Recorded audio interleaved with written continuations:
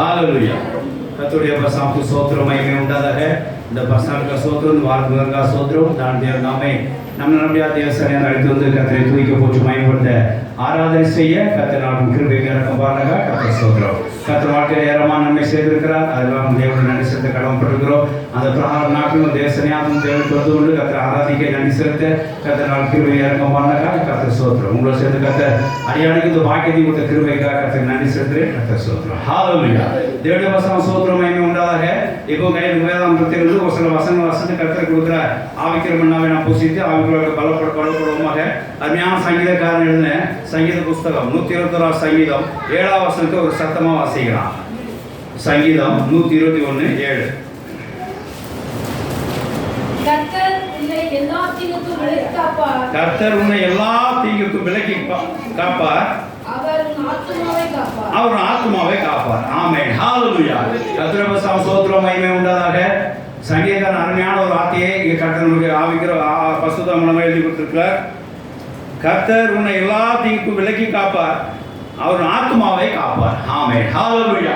தேவனுடைய ஸ்தோத்திரம் உண்டாதாக. தேவன் நம்மளை எல்லா தீங்கும் விலக்கி காக்கிறவராக இருக்கிறார். ஆத்மாவை காக்கிறவராக இருக்கிறார். நம்ம ஆத்மாவை தேவன் பிரியம் கொள்கிறார். நம்ம ஆத்மாவை தேவன் விருப்பம் கொள்கிறார். நம்ம ஆத்மாவை அவர் பாதுகாத்துக் கொண்டிருக்கிறார். நம்ம ஆத்மாவை அவர் பார்த்து கொண்டிருக்கிறார். அதனால் எல்லாத்தையும் விலக்கி பாதுகாக்கிறார். நம் ஆத்மாவை அவர் காக்கிறார் என்கிறதை இங்கே நாம் விளங்குகிறோம். விளக்கம் அடைகிறோம். தேவனுடைய ஸ்தோத்திரம் உண்டாதாக. தேவன் நம் ஆத்மாவில் பிரியமா இருக்கிறார் என்கிற காரியத்தை உணர்ந்து கொள்ள வேண்டும். தாம் ரட்சித்த ஜனங்களை, தாம் தேர்ந்தெடுத்த ஜனங்களை, தாம் அழைத்த ஜனங்களை, தாம் மீட்டெடுத்த ஜனங்களை, பரிசுத்த ஜனங்களை, தன்னுடைய தேவன் ஜனங்களை தேவன் பாதுகாக்கிறார். எல்லா தீங்கிலிருந்து விலகி பாதுகாக்கிறார். விசேஷமாய் ஆத்மாவை பாதுகாக்கிறார். ஹalleluya. தேவனுடைய ஸ்தோத்திரம் உண்டாதாக. நாம் இப்படி வாசிக்கிறோம். சங்கீதம் 149:4 வாசிக்கலாம். அவர் தேவன் தம்முடைய ஜனங்களே பிரியமா இருக்கிறார் என்கிற காரியத்தை பார்க்கிறோம். வாசிக்கலாம். கர்த்தர் ஜனத்தின் மேல் பிரியம் வைக்கிறார். கர்த்தர் தம் ஜனத்தின் மேல் பிரியம் வைக்கிறார். சாந்த குணமுள்ளவர்களை ரட்சிப்பினால் அலங்கரிப்பார். தேவனுடைய ஸ்தோத்திரம் உண்டாக. தம்முடைய ஜனங்கள் மேல் தேவன் பிரியம் வைக்கிறார். He is very interesting on his people. பிரியம் வைக்கிறவர் அந்த ஆத்மாவை பாதுகாக்கிறார். எல்லாத்தையும் விலக்கி பாதுகாக்கிறார். தாம் ரட்சித்துக் கொண்ட ஜனங்கள் மேல் ரொம்ப கவனம் செலுத்துகிறார். தேவன் தாம் ரட்சித்துக் கொண்ட ஜனங்கள் மேல் ரொம்ப கவனம் செலுத்துகிறார். தாம் மீட்டெடுத்த ஜனங்களை கவனம் செலுத்துகிறார். He is taking care what he redeemed. கர்த்தர் ஸ்தோத்திரம் உண்டாக. ஆத்மாவை அப்படியே பாதுகாக்கிறார். ரட்சித்து அப்படியே ரோட்ல விடுறதில்லை. நம்ம தேவன் ரட்சித்து அப்படியே அம்போன்னு விடுறதில்லை. ரட்சித்து என்ன செய்யற? அவர் ஆத்மாவை பாதுகாக்கிறார். மறுபடியும் அவர் சன்னியாசம் வர வரைக்கும் அதை பாதுகாக்கிறார். மீட்டெடுத்த ஆத்மாவை பாதுகாக்கிறார். அவர் ரொம்ப பிரியமா இருக்கிறார். தேவனுடைய ஸ்தோத்திரம் உண்டாதாக. அப்படி 22-29 வாசித்து பாருங்க. சங்கீதம் 22:29. சங்கீதம் 22:29. நம்ம ஆத்மா மேலே நாம் ரட்சித்த ஆத்மா மேலே தேவன் பிரியம் கொள்கிறார். அதை பாதுகாக்க சித்தம் கொள்கிறார். அதை காத்துக்கொள்ள சித்தம் கொள்கிறார். அதுக்கான காரியங்கள் இருக்கிறார் என்று சொல்லி பார்க்கிறோம். வாசிக்கலாம். சங்கீதம் 22:29.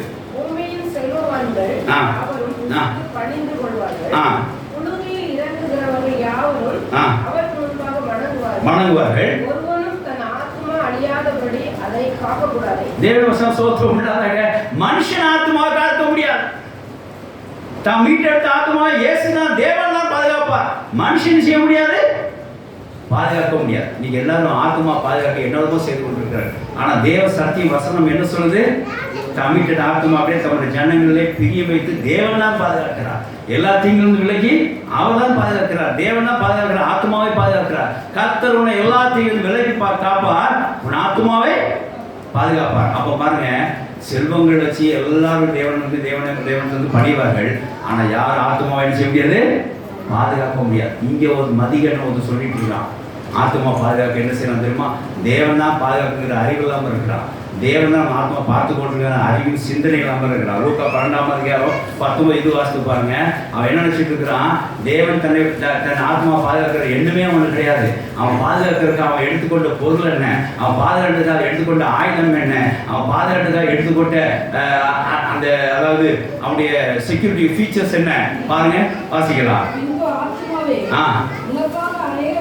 வருஷங்களுக்கு ஆ.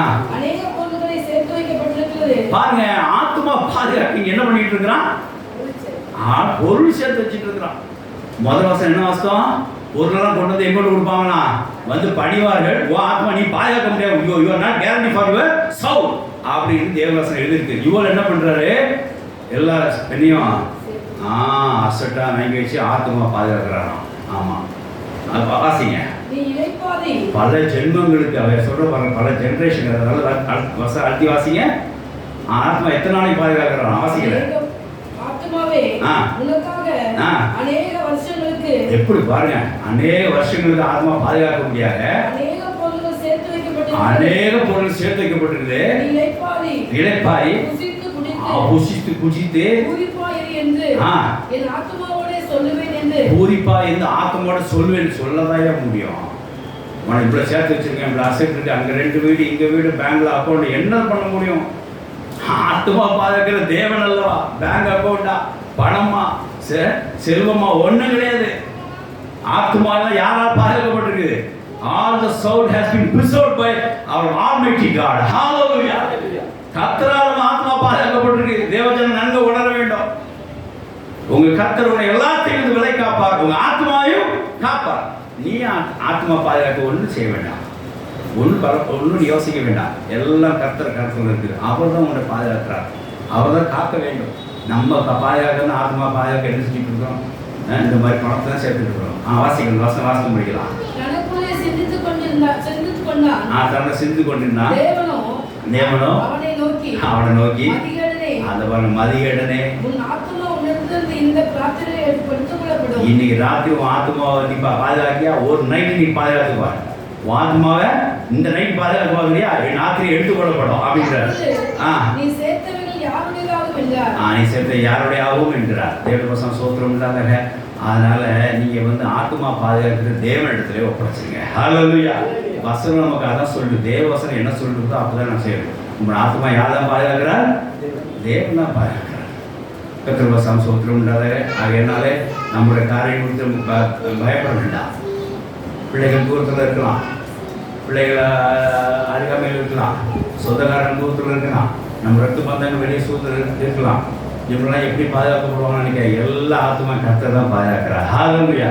அவர் ரசிக்கப்பட்ட ஜனங்களா இருக்கலாம், தேவ ஜனங்களா இருக்கலாம், மீட்டெடுக்கப்பட்ட ஜனங்களா இருக்கலாம். எல்லாத்தையும் கர்த்தர் என்ன செய்தார்? அவர் தூரமா இருக்கலாம், பக்கமா இருக்கலாம், மேலே இருக்கலாம், கீழே இருக்கலாம். ஆனா அந்த ஆத்மா பாதுகாக்கிறது தேவன் தான். ஹல்லேலூயா. நல்ல தைரியமா இருங்க. தேவன் பசங்க சூத்திரம் இல்லாத. நம்ம சில நேரங்கள் வெளியே பிரயாணம் பண்ணுகிறோம், பிரயாணப்பட்டு வருகிறோம்.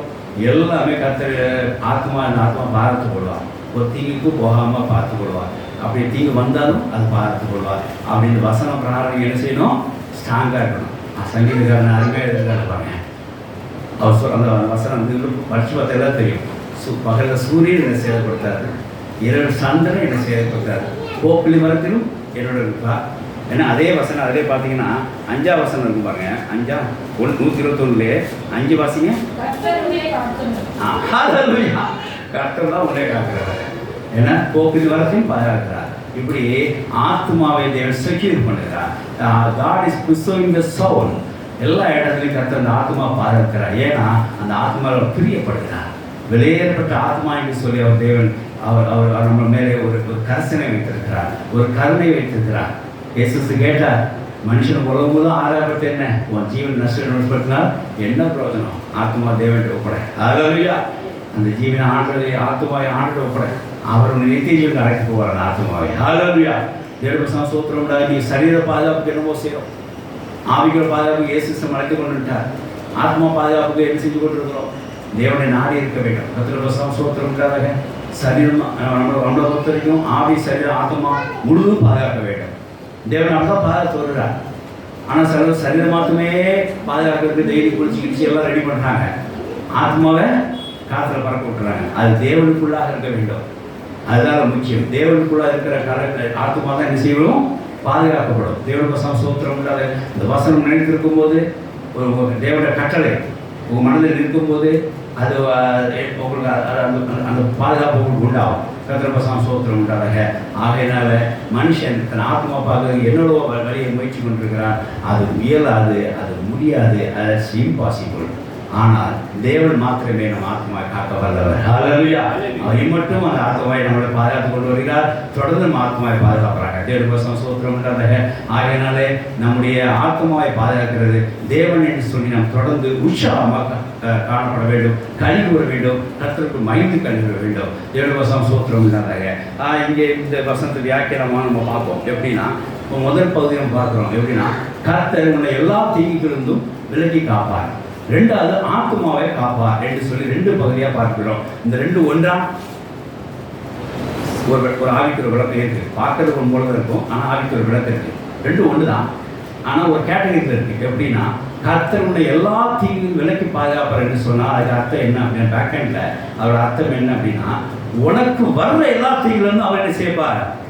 பாதுகாப்பார். உங்களுக்கு வர்ற எல்லா தீங்குலேருந்து பாதுகாப்பார். விசேஷமா நீங்க எங்கேயாவது தீங்குக்குள்ள மாட்டினாலும் அதுல இருந்து உங்களை என்ன செய்வார்? பாதுகாப்பார். இது நமக்கு எல்லாம் அறிந்த விஷயம் தான். இந்த விஷயம் நமக்கு நல்லா தெரியும். நம்ம எவ்வளோ தீங்குலேருந்து கர்த்தர் நமக்கு வரவிலிருந்து பாராட்டுகிறார்.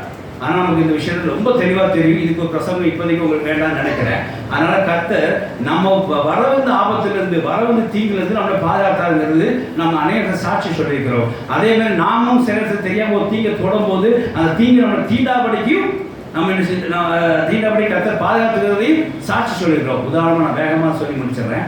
நம்ம பாருங்களேன், பேதுரு சிறைச்சாலை இருந்தார். சபை மக்கள் ஜெபம் பண்ணினார்கள். அங்கேருந்து கர்த்தர் சிறைச்சாலிருந்து அழைத்து கொண்டு இருந்தார். இது என்ன அர்த்தம்? அவர் எந்த தீங்கில் போய் மாட்டிக்கிட்டாலும் கர்த்தர் அவளை வெளியே கொண்டு வரார். அடுத்து பாருங்க, இந்த 3 வாலிபர் பார்க்குறோம். சாத்ராக், மேஷாக், இவரை எங்கே கொண்டு போட்டாங்க? தீயில கொண்டு போட்டாங்க. ஒரு தீங்குள்ள போட்டாங்க. கர்த்தர் என்ன செஞ்சார்? 4வது ஆள் உள்ளது எழும்புற எல்லாரும் பார்த்தாங்க. 3 இயேசு கூட வந்து தூதராக வெளியே வந்து அந்த 3 பேரையும் அங்கேயும் காப்பாற்றாங்க. இது எல்லா தீங்கும் கர்த்தர் அவரு பார்த்தார். தானியேல் சிங்க குகைக்குள்ள போட்டாங்க. சிங்கம் அவர் ஒன்றும் பண்ணலை. அந்த அவர் தீட்டுப்படுத்தலை, அவர் ஒன்றும் ஆக்கலை. அங்கே தீங்கு எதுவும் தானியலுக்கு நேரிடலை. இப்போ கர்த்தருக்கு தானியல் என்ன செஞ்சாங்க? சிங்க குகையிலிருந்து அங்கே பாதுகாத்தார். கர்த்தர் வசனம் சோத்திரம் உண்டாதாக. இப்படி நம்ம பார்க்கிறோம்.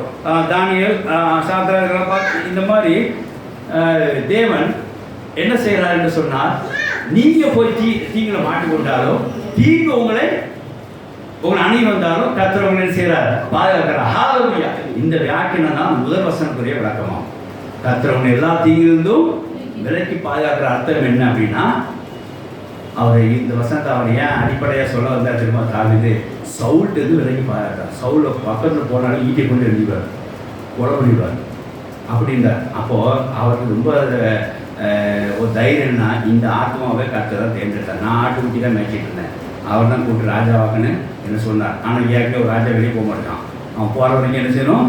நீ இரி அப்படின்னு சொல்லி வச்சுட்டார். ஆனால் அந்த ராஜாவோ இவனை கொல்லப்படுத்துகிறான். பல தீங்கு கொண்டு போகிற மாதிரி இருந்தது. ஆனால் தேவனை தன்னை ஒப்படைச்சார். இந்த ஆத்மாவை சவுல்ட்டு பாதுகாக்கிறது யாரு? தேவன் தான் உணர்ந்து கொண்டா. ஹல்லேலூயா. அதான் சொன்ன கர்த்தர் உன்னை எல்லா தீங்கும் விலக்கி காப்பா. சவுல்ட்டு என்னை பாதுகாத்தாருன்னு ஒரு சாட்சி தான் இங்கே பார்க்கிறோம். கர்த்தர் சோத்திரம் உண்டாக. அப்படியே பேதுருக்கும் நடந்தது, சாத்ராக் மேஷாக்கு நடந்தது, தானியலுக்கு நடந்தது, இன்னும் பல பரிசுத்தவான்களுக்கு நடந்ததை நான் பார்க்கிறோம். கர்த்தர் சோத்திரம் உண்டாக. இந்த கர்த்தர் உன்னை எல்லா தீங்கும் விலக்கி பாதுகாப்புற அர்த்தம் என்னன்னா, உங்களுக்கு வரவிருந்த தீங்கிலிருந்து வர அவர் பாதுகாப்பாருன்னு சொல்லி அர்த்தம். அதில் நீங்கள் தெரியாமல் தீங்குக்குள்ளே போனீங்கன்னா அங்கேருந்து என்ன செய்வாரு? தீங்கு உங்களை தீண்டாதபடிக்கு கர்த்தர் என்ன செய்வாங்களோ அவர் பாதுகாப்பாருன்னு சொல்லி அர்த்தம். நம்ம ஏசாயால வாசிக்கிறோம்ல, நீ நெருப்பணில் போனாலும் அந்த தீ உன்னை பற்றாது. நீ நதிக்குள்ள போனாலும் அந்த அலைகள் உன்னை ஒன்று செய்யாது. அப்போ நீ தெரியாமல் ஒன்று போனாலும் அந்த சங்கீத 23 வாசிக்கிறோம். அருமையாக வசந்த பார்த்து பண்ணலாம். நான் எங்கே போனாலும் என்ன செய்ய அவர் என்னை தூக்கி விட. சங்கீத 23:4 வாசிங்க, வாசிங்க. இதுதான் ஒரு உதாரணம் பண்ண சொல்லி முடிக்கிறேன் இந்த பகுதியை. சங்கீத 23:4. நான் வந்து தெரியாமல் ஒரு பள்ளத்துக்குள்ள போயிட்டு வச்சுக்கோங்க. ஒரு தவறுதலமா பள்ளத்துக்குள்ள போயிட்டாலும் அந்த பொல்லாவுக்கு பயப்படுறேன். ஏன்னா தேவன் என்னோட கூட இருக்கு. எனக்கு ஒரு தடி தேய்க்கும். கர்த்தர் தீவிரனை விலக்கி பாதுகாப்பார். ஒருவேளை மரணப்படாத இவரை தேடி வந்துச்சுன்னு வச்சுக்கோங்க. இந்த சவுல் மாதிரி ஆட்கள் மாதிரி வந்துச்சு அப்படின்னா, பல தீங்கோ ஒரு எதிரியோ இவன் வந்துச்சு அப்படின்னா, அப்பவும் கர்த்தர் என்ன தீங்கிலிருந்து விலக்கி காப்பார். இது சரீர பாதுகாப்பாக நீங்கள் கூட எடுத்துக்கலாம், மனிதனை பாதுகாப்பு எடுத்துக்கலாம். ஆகையால நமக்கு வர்ற தீங்கிலிருந்து கர்த்தர் நம்மளை பாதுகாக்கிறார். நாம தீங்குள்ள போனாலும் கர்த்தர் நம்மளை பாதுகாக்கிறார். நான் மரண பாதுகாப்பு போனாலும் நான் பயப்படுறேன். எல்லாருமே சொல்றாரு, நான் சில பவன் தெரியாம ஒரு குடியில் விழுந்தா என்ன பண்றேன், அப்படிதான் கர்த்தரை பாதுகாக்கிறார். யோசிச்சு அவன் பாதுகாக்கிறார். இவங்க தவறுல விழுந்தாலும் கூட கர்த்தரை பாதுகாக்கிறார். எப்படியுமே கர்த்தர் எல்லா தீங்கிலிருந்து விலக்கி நம்மளை பாதுகாக்கிற தேவனா இருக்கிறார். ஹல்லேலூயா. கர்த்தர் மட்டுமே, கர்த்தர் ஒருவரே நம்முடைய எல்லா தீங்குக்கும் விலகி நம்மளை பாதுகாக்கிற தேவனா இருக்கிறார். இது அந்த சங்கீதம் 122 முதல் பகுதியோட வியாக்கியானம். நமக்கு வர்ற தீங்கிலிருந்தும் நாம தீங்குள்ள போனாலும் அதுக்கு பாதுகாக்கிறதுக்கும் காத்துக்கொள்றதுக்கும் தேவன் வல்லவர். ஹல்லேலூயா. இது ரெண்டாவது பகுதி தான் இன்னைக்கு நம்ம தியானம் பண்ண போறோம். என்ன? ஆத்துமாவை பாதுகாக்கிறார். ஹல்லேலூயா. மாற்றி மாற்றி வாசிங்க. சங்கீதம் 127. கர்த்தர் உன்னை எல்லா தீங்கும் விலக்கி பாதுகாப்பார். ஆத்துமாவை இது என்ன அர்த்தம்? உன் ஆத்துமாவை காப்பார்னா என்ன அர்த்தம்? தேவனுக்கு சோத்திரம் இல்லாத ஆத்துமா தேவனுக்கு விளையாடப்பட்டதா இருக்குது. தேவன் ஆத்மா பிரியம் கொள்வதாக இருக்கிறார்.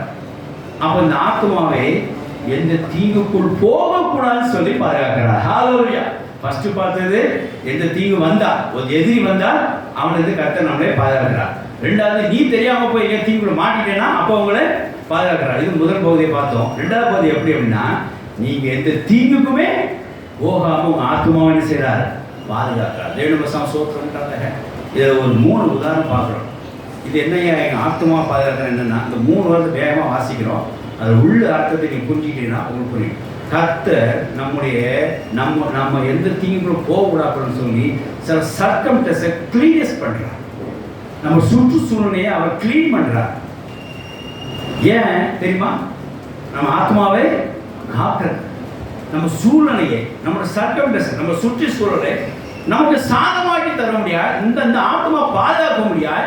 நமக்கு ஏற்ற ஃப்ரெண்ட்ஸ், நமக்கு ஏற்ற வேலை, நமக்கு ஏற்ற ஒரு ஜாப், நமக்கு ஏற்ற மனைவி, நமக்கு ஏற்ற பிள்ளைகள், நமக்கு ஏற்ற வீடு, நமக்கு ஏற்ற கிளவுட், நமக்கு ஏற்ற கிளைமேட், நமக்கு ஏற்ற வருமானம், நமக்கு ஏற்ற எல்லாம் நமக்கு ஃபிட் ஆகிற மாதிரி நம்மளோட சர்க்கம்டன்ஸை அவர் மாற்றி அமைக்கிறார், கிளீன் பண்ணார். இப்படி தேவன் உங்களுக்கு செஞ்சிருப்பாரா? நம்புறீங்களா?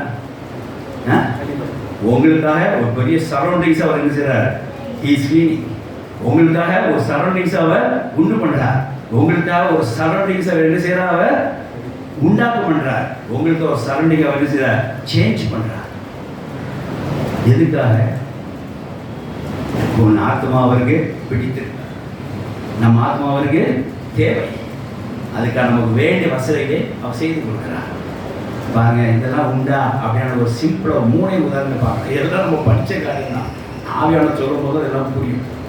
ஆவியாளர் சொல்றது வசனம் நமக்கு புரியாது. ஆவியாளர் சொன்னதான் புரியும். பாருங்க, 3 உதாரணம் பாருங்க.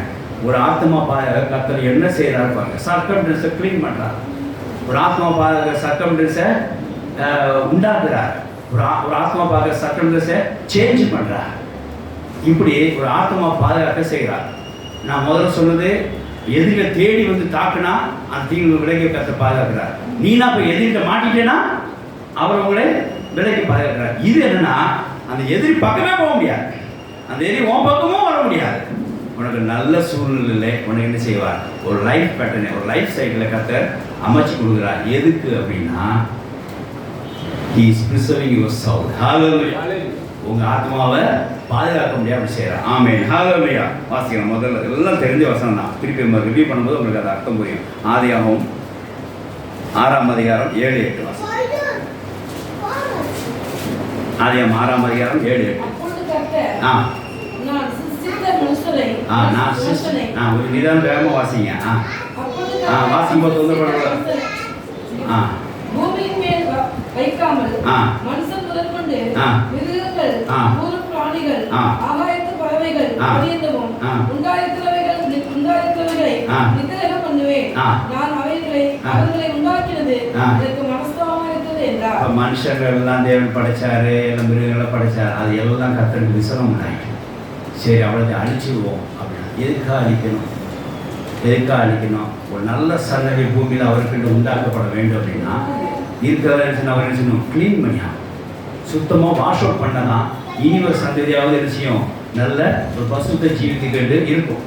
இல்லைன்னா இப்படியே இந்த சந்ததி பெருகிச்சு அப்படின்னா எல்லாம் வந்தே ஒன்போல் ஆகிடும். எல்லாம் ஒருத்தர் கொடூரமான ஒரு சாட்சிக்குள்ளே போயிடுவாங்க, ஒரு கொடூரமான நிலைமைக்கு போயிடுவாங்க. அதனால் தேவன் பார்த்தார் அவளையும் அழிக்க போகிறேன்னு பண்ண. அதுக்கு அடுத்த வசனம் பாருங்க. நோவாக்கோ கர்த்தர் கண்களே கிருபை கடந்து. ஹல்லேலூயா. இப்போ பாருங்களேன், நான் இதை எப்படி பார்த்தேன் இந்த வசனத்தை, நோவா ஒரு குடும்பத்தை பாதுகாக்கிறதுக்காக total circumstances centre wash out பண்ணிட்டார். ஹல்லேலூயா. இதை நீங்கள் நம்புறீங்களா? நான் நம்புகிறேன்.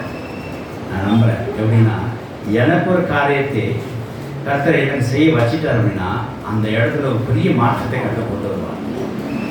நான் நிறைய இடத்துல இந்த மாதிரி பார்த்துருக்கேன். ஒரு டோட்டல் ஜென்ரேஷனே அங்கே காலி. ஒரு ஆள் பாதுகாக்கப்படுறாங்க. ஹல்லேலூயா. அந்த ஆள் பாதுகாத்ததான் என்ன செய்ய முடியும், அந்த சந்ததி பூமி மேலே நிலைத்திருக்கும். இந்த ஆள் பாதுகாக்கப்படலை அப்படின்னா அந்த பூமி கெட்டு போயிடும். அதனால் கர்த்தர் என்ன செஞ்சார், நோவா மாத்திரம் விலைக்கு வச்சு மித்தத்தை என்ன செஞ்சார், க்ளீன் பண்ண. ஹல்லேலூயா. இதில் ஆவிகிரத்தம் பல இதில் இருக்குது. நோவாக்காக சர்க்கம்ஸை க்ளீன் பண்ணாரா, சர்க்கம்ஸை க்ளீன் பண்ணிட்டு நோவா வைத்தாரா, இப்படிலாம் சில ஆட்களுக்கு ஆத்மால ஒரு கேள்வி உண்டு. நோவாக்கா உலகத்தை அழைச்சாரா, நோவாக்காக உலகத்தை அழைச்சாரா, இல்லை உலகத்தை அழைச்சி நோவா மட்டும் மீதம் வைத்தாரா? யோசித்து கேட்டு பாருங்க.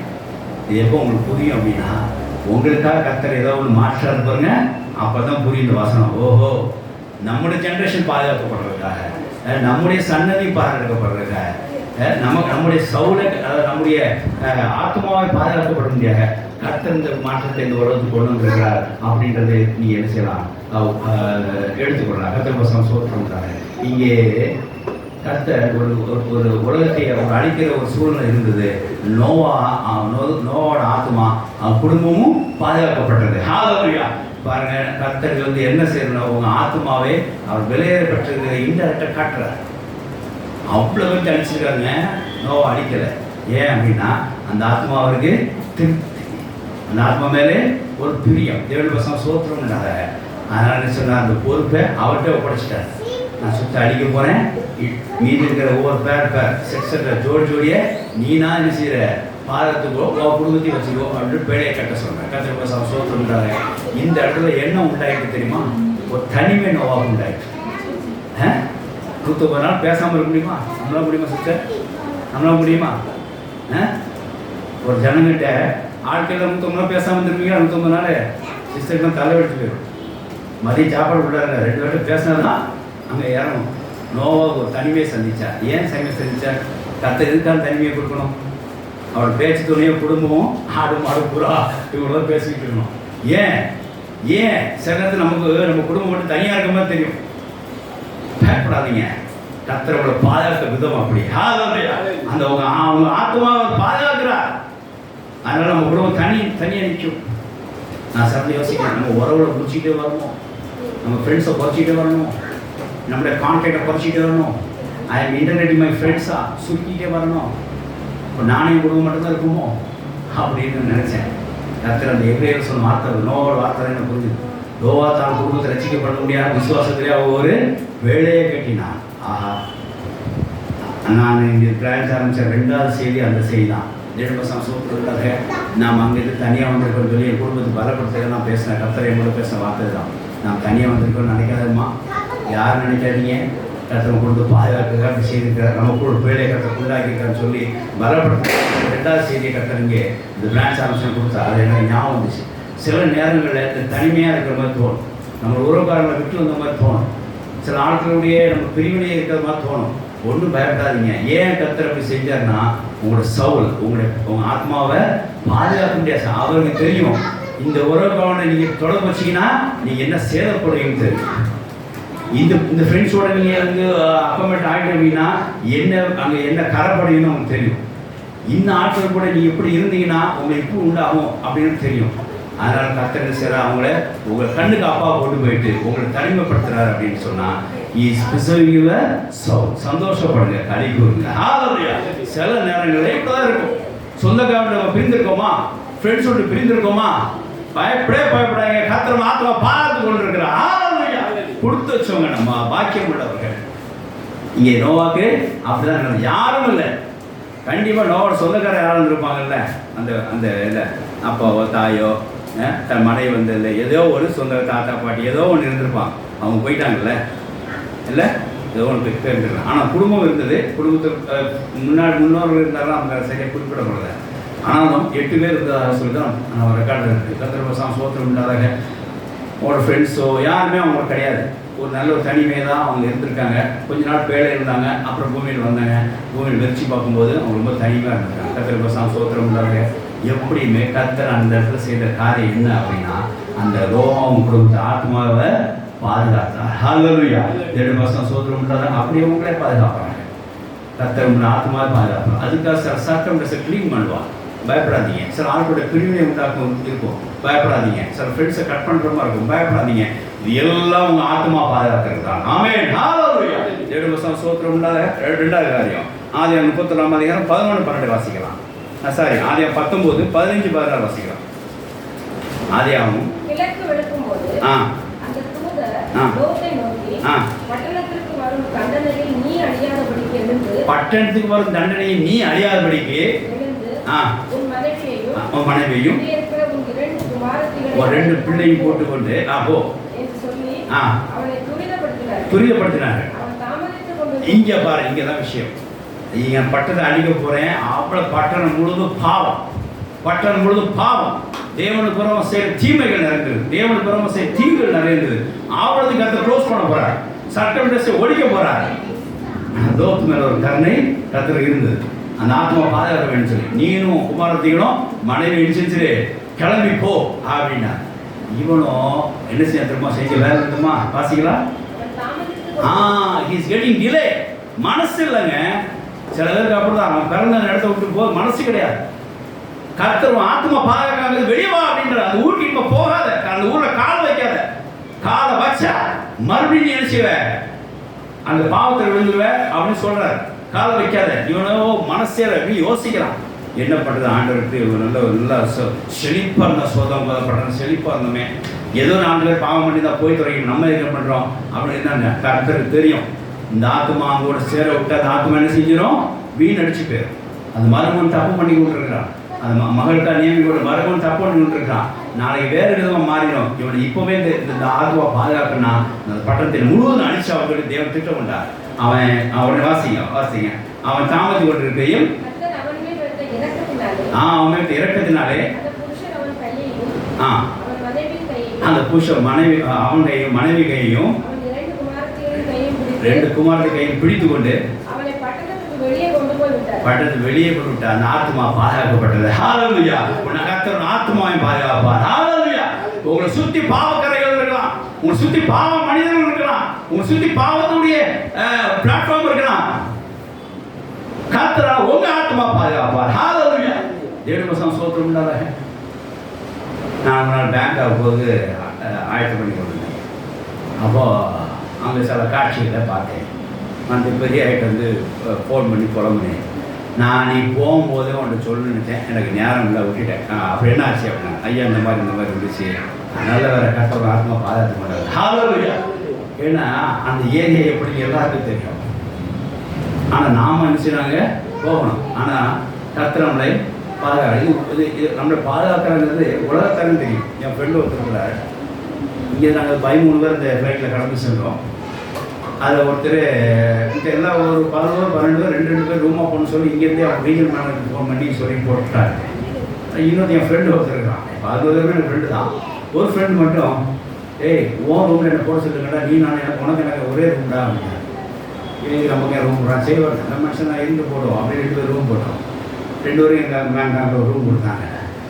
அப்புறம் இப்போ ஏன் ரூம் சூஸ் பண்ணான்னு சொல்லிட்டு அப்புறம் சிலர் வந்தாங்க, போனாங்க, தண்ணி வச்சாங்க, நம்ம சுற்றினாங்க போனால் என்னோடவும் அதை 10 பேர்லாம் பண்ணிகிட்டே இருந்தாங்க. நானும் இவனு அப்படி உட்காந்துட்டே இருந்தோம். அப்புறம் 2ஆவது நாள் காலையில் 5 மணிக்கு ஜோகம் பண்ணிட்டு இருந்தேன். அப்படி பார்த்தான், மறுபடியும் போகிறதுக்கிட்ட மறுபடியும் பார்த்தான், ஜோகம் பண்ண முக்கால் பார்த்தான். என்ன அல்லேலூயா அப்படி அவன் என்ன அல்லேலூயான்னு கூப்பிடுவான். என்ன அல்லேலூயா அப்படின்னா, நீ காலையில் 5 மணிக்கு ஜோகம் பண்ணியடா அப்படின்னா, பரவாயில்லையே அப்படின்னா. நான் மதியம் சொல்கிறான், நான் ஏன் ஒரு ரூமை சூஸ் பண்ண தெரியுமா, பயில புரியாத போயிடு சொல்கிறான், எனக்கு ஊற்றி விட்டுவானுங்க, உன் கூட வந்தால் ஒரு பேரும் வரமாட்டான், உன்னை ஒரு மாதிரிப்பட்ட நினச்சிடுவான், ஒரு மாதிரிப்பட்ட ஆளு அப்படின்னு சொல்லிட்டு பக்கத்தில் வரமாட்டான், அதனால் ஓரங்கள் பண்ணுறதான் எனக்கு சேஃப்டின்னு சொல்கிறான். ஹல்லேலூயா. அது பாருங்கள், அவனுக்கு என்ன தெரிஞ்சுக்கோங்க, இவன் கூட இருந்தால் இவன் ஆத்மா பாதுகாக்கக்கூடும், இவனோட சேர்ந்து நாமும் பாதுகாக்கப்படணும். கற்று பசங்க சோத்திரம் இல்லாத எவ்வளோ பெரிய சோதா பட்டணத்தில் உள்ள பாவிகளாக இருந்தாலும் சரி, எல்லா பட்டண கரைகள் இருந்தாலும் சரி, ஒன்றும் பயப்படாதீங்க, கர்த்தர் உங்கள் ஆத்மாவை பாதுகாப்பார். கர்த்தர் நம்ம ஆத்மாவை பாதுகாப்பார். நம்ம அடிக்கடி நம்ம ஜான் ஐயா சொல்லுவார், இங்கே திருப்பூர் ஐயா, அவர் பாம்பேயில் இருக்கும்போது சொல்லுவார், அந்த பாண்டவர் பின்னாடி ஃபுல்லாக அந்த ஏரியா தானே, ரெட் லைட் ஏரியா தானே, அவர் சொல்லுவார், பின்னாடி ஃபுல்லாக சோனாப்பூர் தானே அது. ஆமாம், ஆனால் யாரும் அங்கே போக மாட்டாங்க, எனக்கு மட்டும் அலோடு அப்படின்னு பாருவார். ஜான் கிட்ட அங்கே சுவிசேஷன் சொல்லுவேன் அப்படின்னு சொல்லுவார். அங்கே போனால் ஆம்பளை போனால் மாட்டிப்பான், ஆனால் நான் மட்டும் கரப்படாமல் வருவேன், நான் தைரியமாக நான் சுவிசேஷன் நிறைய ஒரு நாளைக்கு பெண்களை நான் மறந்து அழைத்து வருவேன்னு சொல்லி ஒரு சாட்சியாக ஒரு ஊழியம் நடக்கணும்னு சொல்லி கொடுத்துருப்பான். தேவவசம் சோத்திரம் உண்டாத கர்த்தரன் ஆத்மாவை பாதுகாக்கிறனால சோதாம் பட்டணத்தில் உள்ள பாவங்களை சுற்றி இருந்தாலும் கூட, நெருக்கி ஏவனாலும் கூட நம்ம என்ன செய்யலாம், கர்த்தருடைய பாதுகாப்பிலே மகிழ்தான், நமக்கு ஒன்றும் ஆகாது. ஹல்லேலூயா. கர்த்தர் சோத்திரம் உண்டாத. இப்போ அந்த வசனத்தை எடுத்துவோமா? இப்போ இதே பார்வையில் பார்ப்போம், இந்த வசன வெளிச்சத்திலே பார்ப்போம். எப்படி அப்படின்னா, லோத்து குடும்பத்தை பாதுகாக்கிறதுக்காக கர்த்தர் பட்டணத்தையாக அழிச்சார், ஒரு சர்க்கம்டன்ஸ் அங்கே கிளீன் பண்ணினார், சர்க்கம்டன்ஸை மாற்றினார். ஹல்லேலூயா. தேவவசம் சோத்திரம் உண்டாத. நீங்க விசுவாசிக்கணும், நான் ஒருத்தர் இங்கே இருக்கிறதுக்காக என்னை சுற்றிலும் பசுத்தோன்களை என்ன செய்வார், கர்த்தர் வைப்பார். நான் ஒருத்தர் இங்கே இருக்கிறதுக்காக என்னை சுற்றி உள்ள பாவிகளுக்கு இடமெல்லாம் செய்வார் என்று நீ விசுவாசிக்க வேண்டும். தேவவசம் சோத்திரம் உண்டாதாக. நீ இருக்கிறனாலே அந்த ஃப்ளாட் ஆசிரியப்படும், நீங்கள் இருக்கிறனாலே அந்த ஊர் ஆசிரியப்படும். கர்த்தர் இப்படி தான் நடத்துவார். ஏன் நீங்கள் இருக்கிறனால ஊர் ஆசைக்கப்படணும், நீங்கள் ஏன் இருக்கிற ஃப்ளாட் ஆசைக்கப்படணும், நீங்கள் இருக்கிறவங்க அப்பார்ட்மெண்ட் யார் சொல்லணும், நீங்கள் அங்கே இருக்கிறவங்க ஆஃபீஸே ஆசைக்கப்படணும். ஏன்? நீங்கள் நல்லா இருக்கணுக்காக, உங்கள் ஆத்மாவை நீங்கள் பாதுகாக்கிறதுக்காக என்ன செய்யணும், அங்கே எல்லாமே ஆசைக்கப்படும். நான் அடிக்கடி இப்போ அவருடைய கூட்டு எங்கள் ஆஃபீஸோட ஜெபம் பண்ணும்போது ஒரு 7-8 பேர் நாங்கள் இருந்து ஏதாவது கூட்டு ஜெபம் பண்ண சொல்கிறோம். அவர் பாரு ஜெபம் பண்ணுவார். அப்போது வெளியே வந்து சொல்கிறார், வேறு ஒன்றும் பயப்படாதீங்க, உங்களை நிச்சயமாக கர்த்தர் இவங்களை ஆசைப்பார் அப்படிம்பாங்க. தேவவசம் சோத்திரம் இல்லாத. ஏன்னா கர்த்தர் இவங்களை பாதுகாக்கணும்னா அவங்களுக்கு இவங்களுக்கு தேவையில்லை. அங்கே ஆளுகள் நல்லா இருக்கணும்னா இவங்களுக்கு தேவை அப்படின்னா அவங்களுக்கு கர்த்தர் சில நல்லா வச்சுருப்பார். இது கர்த்தருடைய பழக்கவழக்கங்கள். தேவவசம் சோத்திரம் இல்லாத. ஆகையினால உங்கள் நிமித்தமே அந்த தேசத்தை கர்த்தர் செய்வார், சுத்தம் செய்வார். உங்கள் நிமித்தம் உங்கள் ஆத்மா பாதுகாக்க முடியுமையாக அந்த தேசத்தை கர்த்தர் பாதுகாப்பார். உங்கள் ஆத்மா பாதுகாக்க முடியாத தேசத்தையும் கர்த்தர் அவசியப்பட்டால் சுத்திகரிப்பார். தேவவசம் சோத்திரம் இல்லாத. இங்கே லோத்து குடும்பத்துக்காக அந்த பட்டணம் அழித்து சுத்திகரிக்கப்பட்டது, ஃப்ரெஷ்ஷாக ஒரு சர்க்கம்டன்ஸை கர்த்தர் அங்கே மாற்றி போட்டார். இது ரெண்டாவது காரியத்தை நாம் வேதாந்தத்திலிருந்து பார்க்குறோம். ஆத்மா மாத்திரம் பாதுகாக்கிறது எப்படின்னு சொல்லி பார்க்குறோம். மூணாவது காரியம் யாத்திரா 12 40-41 வாசிக்கிறேன். யாத்திரா 12 40-41.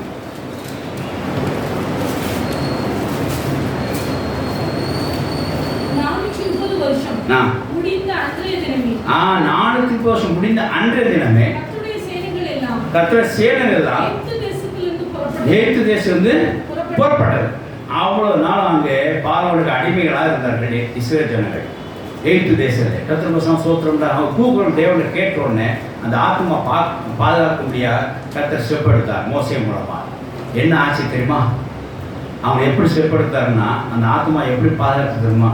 அந்த பார்வோனுடைய குடும்பமே அவங்க என்ன செஞ்சாருங்க, அழிக்கப்பட்டது. அவரோட தலையீற்றெல்லாம் அழிக்கப்பட்டது. இங்கே பாருங்க, ஏன் கர்த்தர் இந்த ஆத்மாக்களுக்கு அப்படி செய்யணும்? வாசிக்கலாம். யாத்ராமத்திலே சாரி சங்கீதம் 136 வாசிக்கலாம். சங்கீதம் 136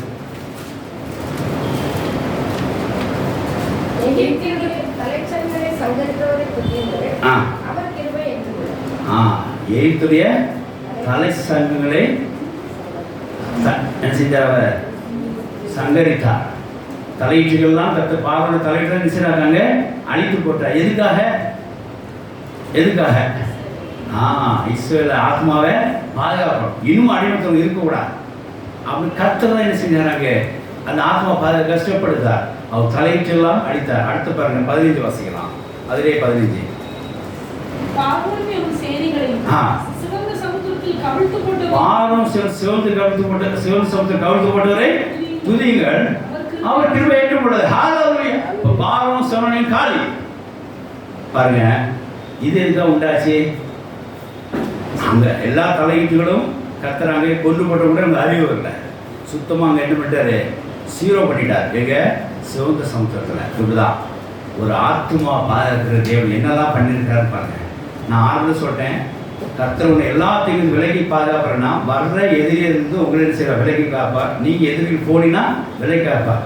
இந்த சங்கதி எப்படி அப்படின்னா, உன் ஆத்மா பாதுகாப்பார், உன் ஆத்மா காப்பார் என்று சொன்னால் நீ எந்த இடத்துலையுமே இந்த ஆத்மா சிக்கிக்கொள்ளாதபடியும் பாதுகாத்துக் கொள்வார். அப்ப என்ன பண்ணணும்னா சுத்தமா செய்யணும், வாஷ் அவுட் பண்ணணும்.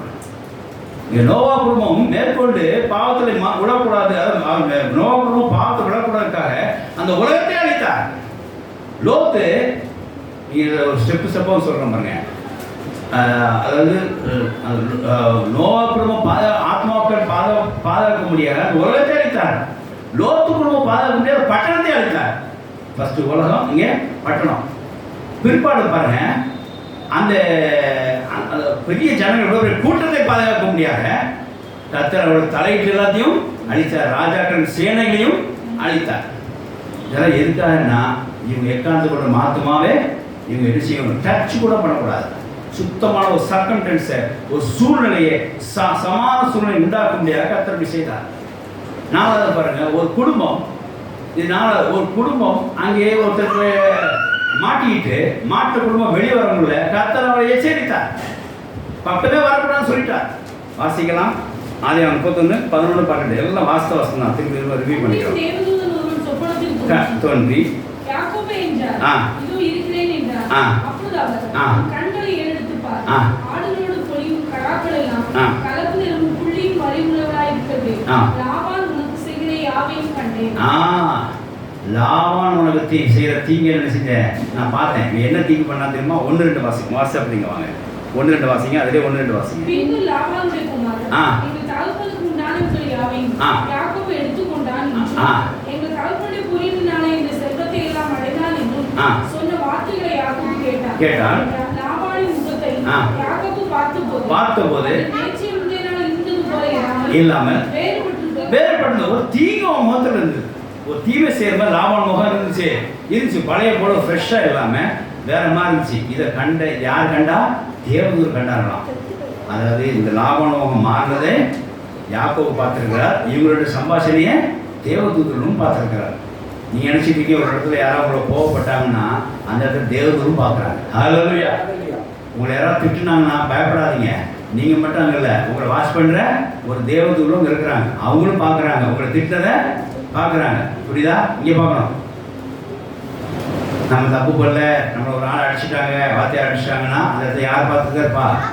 தேவதூதன். இங்கே லாபான் முகம் மாறினதையும் லாபானோட ரியாக்ஷன் வேற மாதிரி இருந்ததையும் யாக்கோபு மாத்திரம் பார்க்கல, தேவதூதரும் பார்த்தாரு. உடனே கர்த்தர் என்ன சேர்த்துருமா, அவனை அங்கே அந்த ஆத்மா பாதுகாப்புடைய ஸ்டெப் எடுத்தார். வாசிக்கலாம், வாசிங்க.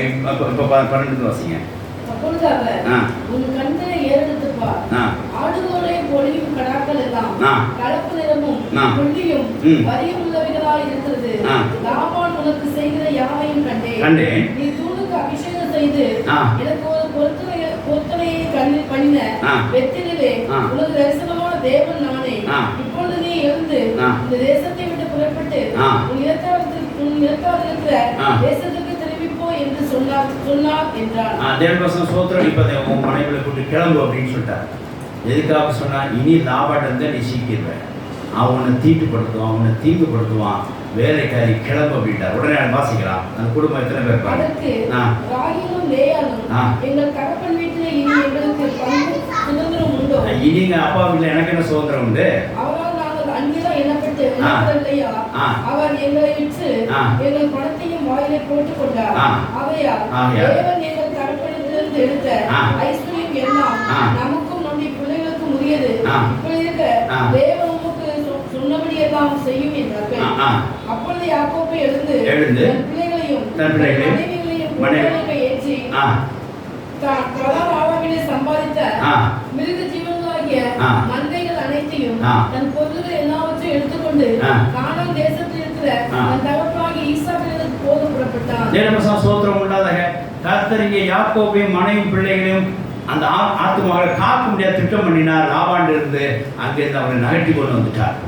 இப்ப லாபான் பின்தொடரும் போது கர்த்தர் லாபானை எச்சரிக்கிறார், அவனுக்கு தீங்கு ஒன்று செய்யாத அப்படின்றார். பிற்பாடு அதை ஒரு வசனம் மட்டும் வாசிங்க, அந்த கடைசி வசனம், அதிலே கடைசி வாசிங்க கீழே.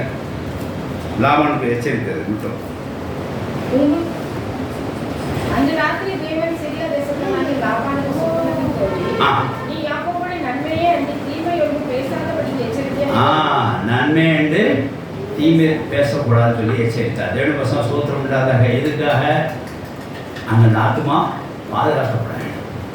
அவனை தொடர்ந்து போனேன்னா அவன் ஃபீல் பண்ணிடுவான், அவன் சோர்ந்து போயிடுவான், போகாத எச்சரித்தார். தேவனுக்கு ஸ்தோத்திரம் உண்டாதாக. சில இடங்களில் கர்த்தர் நம்மளோட சர்க்கிள்ஸை சேஞ்ச் பண்ணுவான், க்ளீனஸ் பண்ணுவான். ஒரு சர்வை பண்ணி க்ளீனாக அங்கே யார் எப்படி இருக்காங்க, நம்ம ஆத்துமாவுக்கு ஏதாவது இஷ்டப்படுறமா எதாவது இருந்ததுன்னா அவங்கள கர்த்தர் மாற்றுவார், அவங்களை அடிப்பார், அவங்க அழிப்பார். ஹல்லேலூயா. இப்படி கர்த்தர் எப்படியும் தனக்குரிய ஆத்துமாக்களை கர்த்தர் என்ன செய்வார்? பாதுகாப்பார். உங்களுக்கு அதாவது இந்த வசனத்தோட ஆழ்ந்த அர்த்தத்தையும் புரிஞ்சுக்கணும். நீங்கள் அப்படிதான் இருப்பீங்க, அவங்களுக்கு மற்றவங்களுக்கு கர்த்தர் என்ன செய்வார்? மாற்றுவார். அதுதான் காரியமே. இந்த ஆத்மா பார்க்குற விதம் இப்படி தான் இருக்கும். முதல்ல நம்ம பார்த்தது எப்படி தெரியுமா? வந்த ஆத்மாவே கர்த்தர் செய்வார், உங்களை அங்கிருந்து விலைக்கு பாதுகாத்து கொள்வார். வந்த எதிரிகளை நீங்கள் எதிர்ச்சிட்டிங்கன்னா அங்கிருந்து உங்களை பாதுகாப்பார். ஆனால் இங்கே என்ன பார்க்குறோம் அப்படின்னா, நீங்கள் அப்படி தான் இருப்பீங்க, உங்களை சுற்றி உள்ளன்னு செய்வார், அவர் மாற்றி விடுவார், க்ளீன் பண்ணுவார், அழிப்பார், எச்சரிப்பார். இப்படி கர்த்தர் உங்களை சுற்றி உள்ள சூழ்நிலையே உங்களுக்கு சாதமாக கொடுத்து உங்கள் ஆத்மாவை கர்த்தர் என்ன செய்வார்? பாதுகாப்பார். ஹல்லேலூயா. இன்னைக்கு வரைக்கும் நம்ம அப்படி செய்திருக்கிறார். நமக்கு ஒரு கம்ஃபர்டபுள் சூழ்நிலை வருகிறார், மற்றவங்களை மாற்றிருக்கிறார். காலையில் என்ன சத்தம் போட்டு போயிருப்பாங்க, சாயங்காலம் அவர் மாதிரி இருப்பார். ஹல்லேலூயா. எத்தனை இடங்கள் அப்படிதான், நிறைய இடங்களில் என்ன கர்த்தர் அப்படி தான் பாதுகாத்துக்கிறார் ஆத்மாவை. காலையில் சத்தம் போட்டு போயிருப்பாங்க, சாயங்காலம் எங்களுக்கு சாதகமாக பேசியிருப்பாங்க.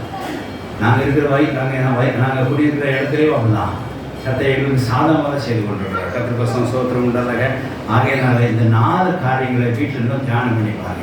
ஒரு ஆத்மாக்காக ஒரு உலகம் அளிக்கப்பட்டது, ஒரு குடும்பத்தின் ஆத்மாக்காக, ஒரு குடும்பத்தின் ஆத்மாக்களுக்காக ஒரு ஆளை எச்சரிக்கப்பட்டது, ஒரு குடும்பத்தை பாதுகாக்கிறதுக்காக ஒரு பட்டணம் அளிக்கப்பட்டது, ஒரு சன்னதியே பாதுகாக்கப்படுறதுக்காக ஒரு பார்வோனையும் ஒரு ராஜாவையும் அவங்க தலையீட்டுகளையும் அவரோட சேனையும் அளிக்கப்பட்டது. இப்படியாக அந்த ஆத்மா கர்த்தர் பாதுகாத்தார். தேவனுக்கு ஸ்தோத்திரம் உள்ளதாக. இதிலிருந்து என்ன தெரியுது? இந்த 4 வசனங்கள் என்ன தெரியுது அப்படின்னா, கர்த்தர் தம்முடைய ஜனங்களை பாதுகாக்கிறதுக்காக, விசேஷம் தம்முடைய ஆத்மாவை பாதுகாக்கிறதுக்காக சுற்றுச்சூழலை மாற்றி நமக்கு சாதமாக்கி வைக்கிறார். ஹல்லேலூயா. தேவனுக்கு ஸ்தோத்திரம் உள்ளதாக. இது பூமியிலே வாழ்கிற ஒரு விஷயம். ஆனால் ஆவிக்குரிய விஷயமாய் ஆத்மாவுக்குரிய ஆவிக்குரிய ஆத்மாவுக்கு கர்த்தர் நமக்கு என்ன செய்திருக்கிறார், அந்த பாதுகாப்பு என்ன அப்படி பார்க்கணும். இது பூமிக்குரிய இல்லை, ஆத்மா பாதுகாக்கிறத பார்க்கிறோம். ஆவிக்கிற விஷயத்திலே நம்ம ஆத்மா பாதுகாக்க வேண்டும் என்று சொன்னால் கர்த்தர் செய்கிற விஷயம் பாருங்க, அது இயேசு கிறிஸ்துவை களம் இருக்கிறார். அவருக்கு சொந்த இடத்தினால் மீட்டு அந்த இருள் ராஜ்யத்திலிருந்து அழைத்து நம்ம எங்கே கொண்டு வந்திருக்கிறார்? தேவ ராஜ்யத்துக்கு அழைத்து கொண்டு வந்திருக்கிறார். எதுக்காக? நம்ம ஆத்மா பாதுகாக்கப்படுகிறார். வாசிக்கலாம். கொலோசியர் 1ஆம் அதிகாரம் 12-14 வாசிக்கலாம். கொலோசியர் 1ஆம் அதிகாரம் 12-14.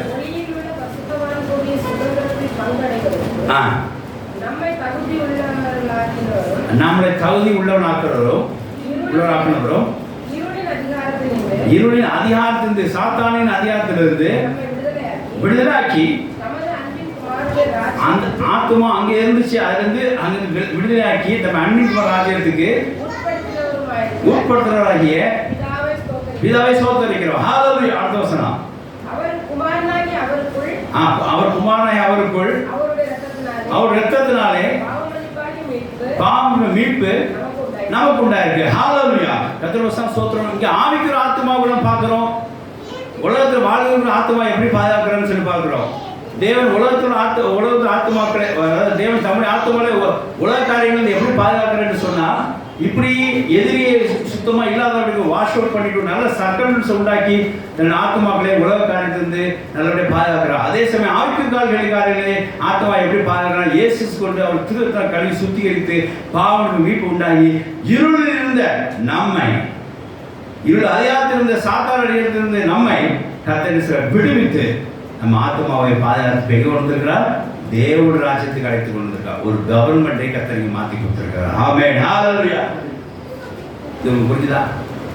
இது வரைக்கும் பட்டணத்தை அடிச்சது பார்த்தோம், தேசத்தை அடிச்சது பார்த்தோம், ஒரு ஒரு குடும்பத்தை எச்சரித்ததை பார்த்தோம், ஒரு ராஜாக்களை அழிச்சதை பார்த்தோம், ராஜாக்களை அழிச்சதை பார்த்தோம், ஒரு மாமனை, அதாவது ஒரு ஒரு நமக்கு எதிரியாக டீல் பண்ண ஒரு ஆளை அழிச்சதை பார்த்தோம், தேசத்தை அழிச்சது பார்த்தோம், உலகத்தை பட்டணத்தை அழிச்சு பார்த்தோம், உலகத்தை அழிச்சு பார்த்தோம்.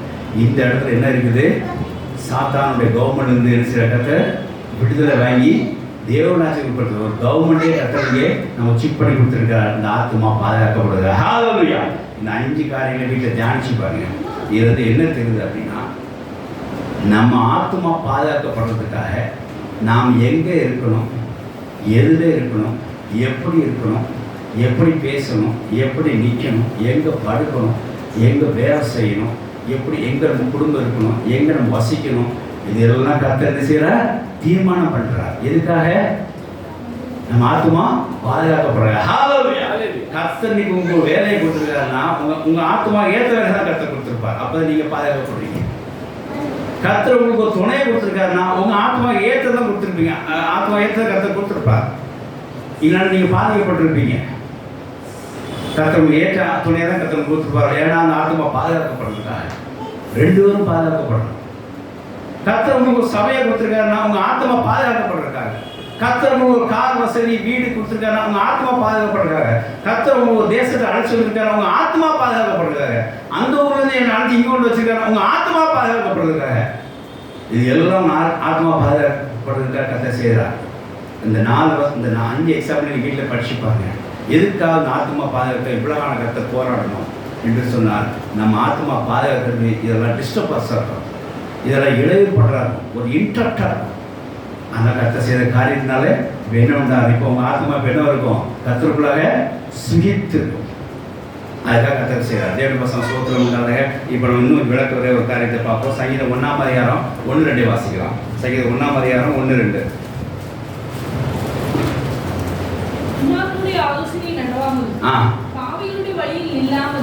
துன்மார்க்கருடைய ஆலோசனையிலே நடவாமலும் பாவியின் வழியில் நில்லாமலும் பரியாசக்காரன் உட்கார இடத்துல உட்காராமலும் கர்த்தருடைய வேதத்தில் பிரியமா இருந்து இரவு பகலும் வேதத்தில் தியானமா இருக்கிறவன் மனுஷன் பாக்கியவான். ஹல்லேலூயா. கர்த்தர் வசனம் ஸ்தோத்திரம் உண்டாக. இங்க என்ன சொல்லப்படுது தெரியுமா? நீ யார்கிட்ட நிக்கணும், யார் கூட நடக்கணும், யார் கூட உட்காரணும். எங்க தேவன் நிர்ணயம் பண்றார். எதுக்காக? நீங்க இங்க நிக்க கூடாது, இங்க நடக்க கூடாது, இங்க உட்காரக்கூடாது. எதுக்காக என்ன சொல்றாரு? ஆத்மாவை பாதுகாக்கிறது. அதுக்கு பதிலாக நீ என்ன செய்? வசனத்தை வாசி, நீ ஆசைப்படுவாய். ஆமென், ஹல்லேலூயா. எதுக்காக கர்த்தர் சொன்னார்? உன் ஆத்மா பாதுகாக்கப்படணும். துன்மார்க்க வழியில நடக்காத, பாவியில வழியில நிற்காத, பரியாச கூட உட்காராத. அப்போ பாருங்க, இதெல்லாம் ஏன் கர்த்தர் சொல்றாரு அப்படின்னா, நம்ம ஆத்மா பாதுகாக்கப்படுறதுக்காக எங்கே நிற்கணும், எங்கே நடக்கணும், எங்கே உட்காரணும் அப்படின்றது தேவன் நிர்ணயம் பண்ணியிருக்கிறார். அப்போ இருந்து என்ன தெரிஞ்சு பாருங்க, லோத்து சோதாமப்படுறது இருக்கக்கூடாது. 16 இனிமேல் யாக்கோபு குடும்பம் இருக்கக்கூடாது. அந்த பாவனங்கள் வந்து நோவா குடும்பம் தவிர வேறு யாரும் அங்கே இருக்கக்கூடாது. அப்புறம் பாருங்க, எகிப்துல இனிமேல் இஸ்ரவேல் ஜனங்கள் இருக்கக்கூடாது. அதனால் கர்த்தர் சுற்றி ஒரு ஜனங்கள் அடிச்சு இவங்களுக்கு நல்ல ஒரு ஆத்ம பாதுகாப்பு கொடுத்தார். கொடுத்துட்டு மறுபடியும் என்ன செய்கிறார்? எங்கே நிற்கணும், எங்கே உட்காரணும், எங்கே நிற்கணுங்கிறதையும் கர்த்தர் என்ன செய்கிறார்? கவனம் கொண்டு பார்க்குறார். தேவனுடைய வசனம் ஸ்தோத்திரம் இல்லாதவங்க எவ்வளோ கர்த்தர் எவ்வளோ பேர் நல்லவர் பாருங்க. மீட்ட ஆத்துமாக்களை எப்படி பாதுகாக்கிறதா ஒரு திட்டமே. ஆமென், ஹல்லேலூயா. வேகமாக வாசிக்கலாம்.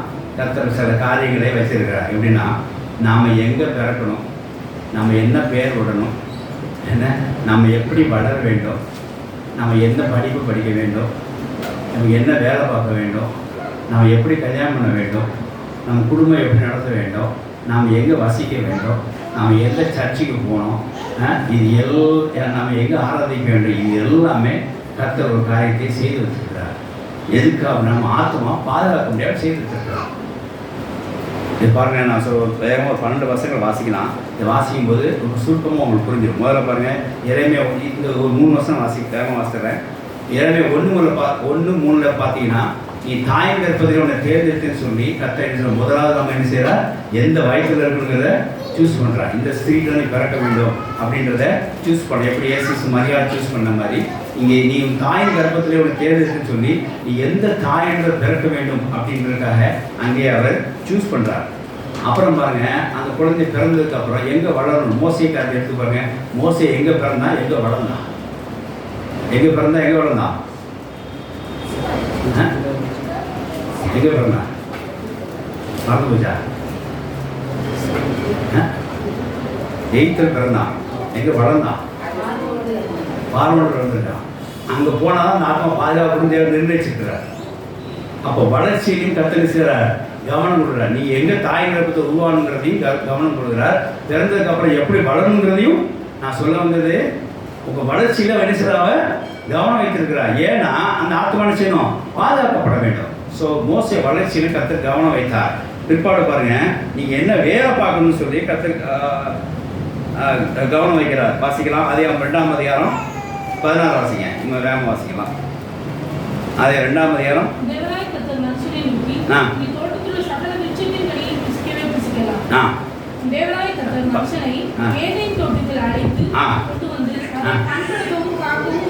மனுஷன் இந்த வேலைக்கு வரணும்னு சொல்லி கர்த்தர் நியமிக்கிறார். ஆத்மா பாதுகாக்கப்படுறாங்க. வேற வேலை கொடுக்கல பாருங்க. அவருக்கு தெரியும் யாருக்கு என்ன வேலை கொடுக்கணும். உங்களுக்கு யதார்த்தமான வேலை கொடுக்குறாருன்னா உன் ஆத்மா பாதுகாக்கிறது தான். எனக்கெல்லாம் ஒரு சிமெண்ட் சூப்பர் வேலை, ஒரு கொத்தனா வேலை கொடுத்துன்னு வச்சுங்க, சாயங்காலம் தான் அவ்வளோதான், முடிஞ்சு போச்சு. ஆத்மாவே முடிஞ்சு போச்சு. என்ன ஏன் சும்மாட்டு போய் ஒரு மணி நேரம் எங்கேயா போய் ஒரு கடினமான வேலையை பண்ண அவ்வளோதான். நேற்று ரிலையன்ஸ் மார்க்கெட்டில் போயிட்டு ஒரு 3/4 மணி நேரம் நிற்காம போய் ஜாமான் வாங்கினதுக்கு பில் போடுறதுக்கே என்னால் முடியல. இந்த ஆத்மா நினைச்சிட்டு போயிட்டு போச்சு. அப்புறம் அவன் திருவா விட்டு பில் போட சொல்ல நான் பஸ் சீட்டு போய் உட்காந்துட்டேன். நடக்கும், கால் வலிக்குது, எப்படி இருக்கு பாருங்க. அப்போது நம்ம எவ்வளோ வீக்காக இருக்கும் பாருங்க. கர்த்தர் நமக்கு தந்து வேலையை தான் கொடுப்பார். அங்கே ஆதாமுக்கு இந்த தோட்டத்தை பண்படுத்துகிற வேலையை கொடுத்தார். எல்லாத்தையும் அவர் உண்டு பண்ணினார். அதை நல்லா புரிஞ்சுக்கோங்க. தோட்டத்தெல்லாம் அவர் உண்டு பண்ணினார். கர்த்தர் அவனை பண்படுத்த வச்சார். இந்த மிருகங்கள் எல்லாம் உண்டு பண்ணார். ஆதாமுக்கு வேலை எப்படி, பேர் மாத்திரம் வைக்கிற ஒரு வேலை. அந்த கேரக்டர் பாரு, அது என்ன கேரக்டர் பார்த்து ஒரு பேர் வச்சு அப்படி கொடுத்தார். அப்போ ஆத்மா பாதுகாக்க முடியாத கர்த்தர் வேலையை கொடுக்குறார். உங்களுக்கு ஒரு ஜாப் கொடுத்துருக்காரு அப்படின்னா அது உங்கள் ஆத்மா பாதுகாக்கிறார். ஒரு ஜாப்பை கர்த்தர் மாற்றி கொடுத்துருக்காரு அப்படின்னா உங்கள் ஆத்மா பாதுகாக்கிறது தான். இந்த வேலைக்கு இன்னொரு வேலைக்கு கர்த்தர் வைத்திருக்காருன்னா உங்கள் ஆத்மா பாதுகாக்கிறது தான். அப்போ பாருங்க, இந்த இடத்துல கர்த்தர் தன் ஆத்மா ஒவ்வொரு ஆத்மா பாதுகாக்கிறதுக்கு அது ஏற்ற வேலையை கொடுக்குறாரு. அதனால வேலையை கர்த்தரவங்க ஆத்மாவுக்கு கவனம் வைக்கிறான்னு சொல்லி பார்க்குறோம். அப்புறம் நீ எந்த வழியில் நடக்கணும் அப்படின்றத பார்க்குறார். சங்கீதம் 32:8 வாசி காட்டுங்க. 32:8 வாசிங்க. அதுக்கு ஒரு ஆலோசனை கொடுக்குறார். இன்னொரு 36:13 56:13 நீ நடக்க வேண்டிய வழியை உனக்கு காட்டுவேன். உண்மையில் கண்ணை வைத்து உனக்கு ஆலோசனை சொல்லுவேன். நீ நடக்கிற வழியை நானே காட்டுவேன். எதுக்கு காட்டுறாரு கர்த்தருங்க?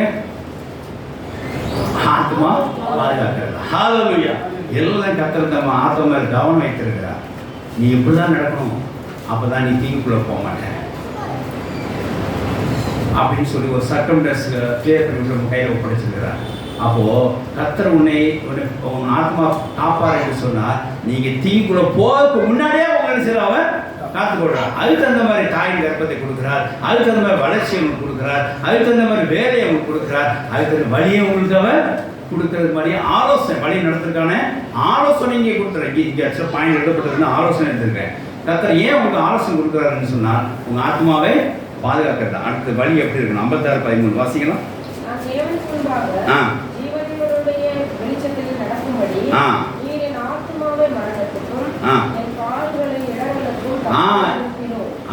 என் காலில் இடர்களுக்கு தப்பிக்க மாட்டீரோ? அப்ப என் காலில் எப்படி நடக்கணுங்கிறத நீங்க தான் தீர்மானம் பண்றீங்க, நீங்க தான் கவனம் செலுத்துகிறீங்க. இப்போ வழிகள் இங்கே கர்த்தர் நம்முடைய வழிகளை அவர் பார்க்கிறார். நம்ம நடக்க வேண்டிய வழிகளை ஆலோசனையை அவர் பார்க்கிறார். அதுக்கு அவர் கவனம் வைத்துக்கிறார். மற்ற 10:19 பார்க்கும்போது நீ யார்கிட்ட நீ எப்படி பேசணுங்கிறது அவர் தான் தீர்மானம் பண்றார். நீங்க தீர்மானம் பண்ண முடியாது. நீ யார்கிட்ட பேசணும், எப்படி பேசணுங்கிறத அவர் தான் தீர்மானம் பண்றார். ஏன்னா உங்க ஆத்மா பாதுகாக்கப்படுறது. வாசிக்கலாம். அவர்கள் உங்களை ஒப்புக்கொடுக்கும் போது எப்படி பேசுவோம் என்றும் என்னத்தை பேசுவோம் என்றும் கவலைப்படாதீர்கள். நீங்க என்ன பேசுவோம் ஒண்ணுமே கவலைப்படாதீங்க. நீங்கள் பேச வேண்டியது அந்நேரத்தில் உங்களுக்கு நீங்க பேசுற அந்நேரத்தில் உங்களுக்கு அருளப்படும். ஹalleluya. It will be provided.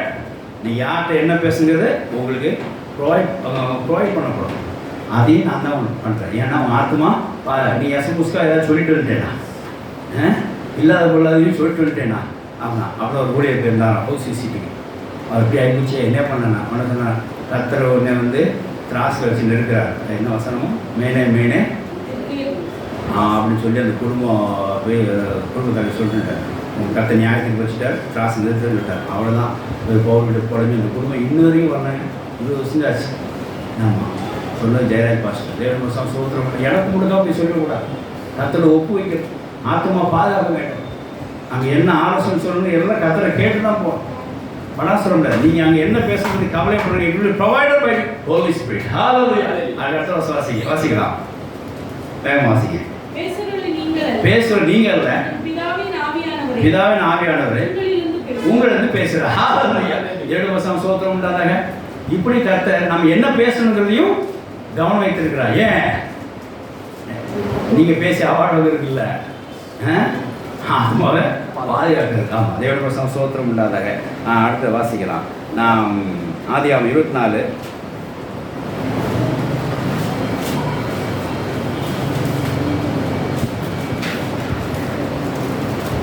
37 வாசிங்க. என் எஜமான் என்னை நோக்கி, நான் குடியிருக்கிற கானான் தேசத்தவருடைய குமாரத்திலே என் குமாரனுக்கு பெண் கொள்ளாமல் நீ என் தகப்பன் வீட்டுக்கும் என் இனத்தாருக்கும் போய் என் குமாரனுக்கு பெண் கொள்ள வேண்டும் என்று ஆணையிட்டு கொடுக்கும்படி சொன்னார். 7 வருஷம் சோத்திரம் உண்டா. இப்போ நம்ம எதிர்க்கு வந்திருக்கோமோ, பிள்ளை பிறந்து எதிர்க்கு வந்துட்டு வளர்ந்து இப்போ வேலை பார்த்து வழி நடத்து ஆலோசனை என்ன பேச வரைக்கும் முடிவு பண்ணிட்டோம். படத்தை நினைச்சேனோ கல்யாணம் பண்ணோம். ஆமாம், இப்போ நீ எங்கே போய் பெண் கொள்ளுங்கிறதையும் அவர் தான் டிசைட் பண்ணுறார். ஹalleluya. ஏன்னா ஆத்மா பாதுகாக்கிறா. நீ அம்பாடு அண்ணன் எடுத்த மாதிரி பொண்ணு எடுத்து அப்படின்னா அந்த ஆத்மானும் சதறி ஏசா எடுத்து வந்து சதறி. இங்கே பொண்ணு எடுக்காமல் பெண் கொள்ளாமல் எங்கே பண்ணணும், அங்கே போய் பெண் கொள்ளணும் அப்படின்னு சொல்லி இப்போ எங்கே பெண் எடுக்குங்கிறதும் அவர் தான். அங்கே தேவன் தான் நமக்கு கவனம் செலுத்துகிறார். அவர் ஆத்மா பாதுகாக்கிறார். தீங்கு குழந்தை போயிடக்கூடாதுக்காக அவர் அங்கே இங்கே தான் பெண்கள் ஒரு கட்டாயத்தை சொல்லுகிறார். வாசிக்கலாம். அப்புறம் மற்ற 6:31 அகாமடேஷன். நீ என்ன சாப்பிடணும், நீ என்ன ஃபுட்டு, என்ன உட, எல்லாம் கர்த்தர் தான் உனக்கு தீர்மானிக்கிறார். ஏன்னா நீ என்ன சாப்பிட்டு ஏதாவது எசமுஸ்காய் ராத்திரி படுத்துட்டேன்னு வச்சுக்கோ, கதை முடிஞ்சு போயிடும். காலை எந்திரிக்க முடியாது. ஆராதனைக்கு ஒருத்தர் நல்லா இருக்கும். சண்டே அன்னைக்கு ஃபுல் பெட்டு கட்டிருக்காரு. காலை 10 மணிக்கு எந்திரிக்காரு. எந்திரிச்சு பார்த்து விடிஞ்சிட்டான்னு கேட்டுருக்காரு. யோ ஆராதனை முடிஞ்சே போச்சுன்னு இருக்காங்க. அப்படின்ற கர்த்தரை கொடுத்து ஆசை மைண்ட் அதை அடித்து நொறுக்கிட்டு கல்யாண வீட்டில் போயிடும். அதெல்லாம் கர்த்தர் சொல்கிறதுல தான் சாப்பிடணும். வாசிக்கலாம். இந்த பாருங்க, என்ன சாப்பிடுவோம், என்னத்தை குடிப்போம், என்ன ட்ரெஸ்ஸு போடுவோம், கவலைப்படாதீர்கள்.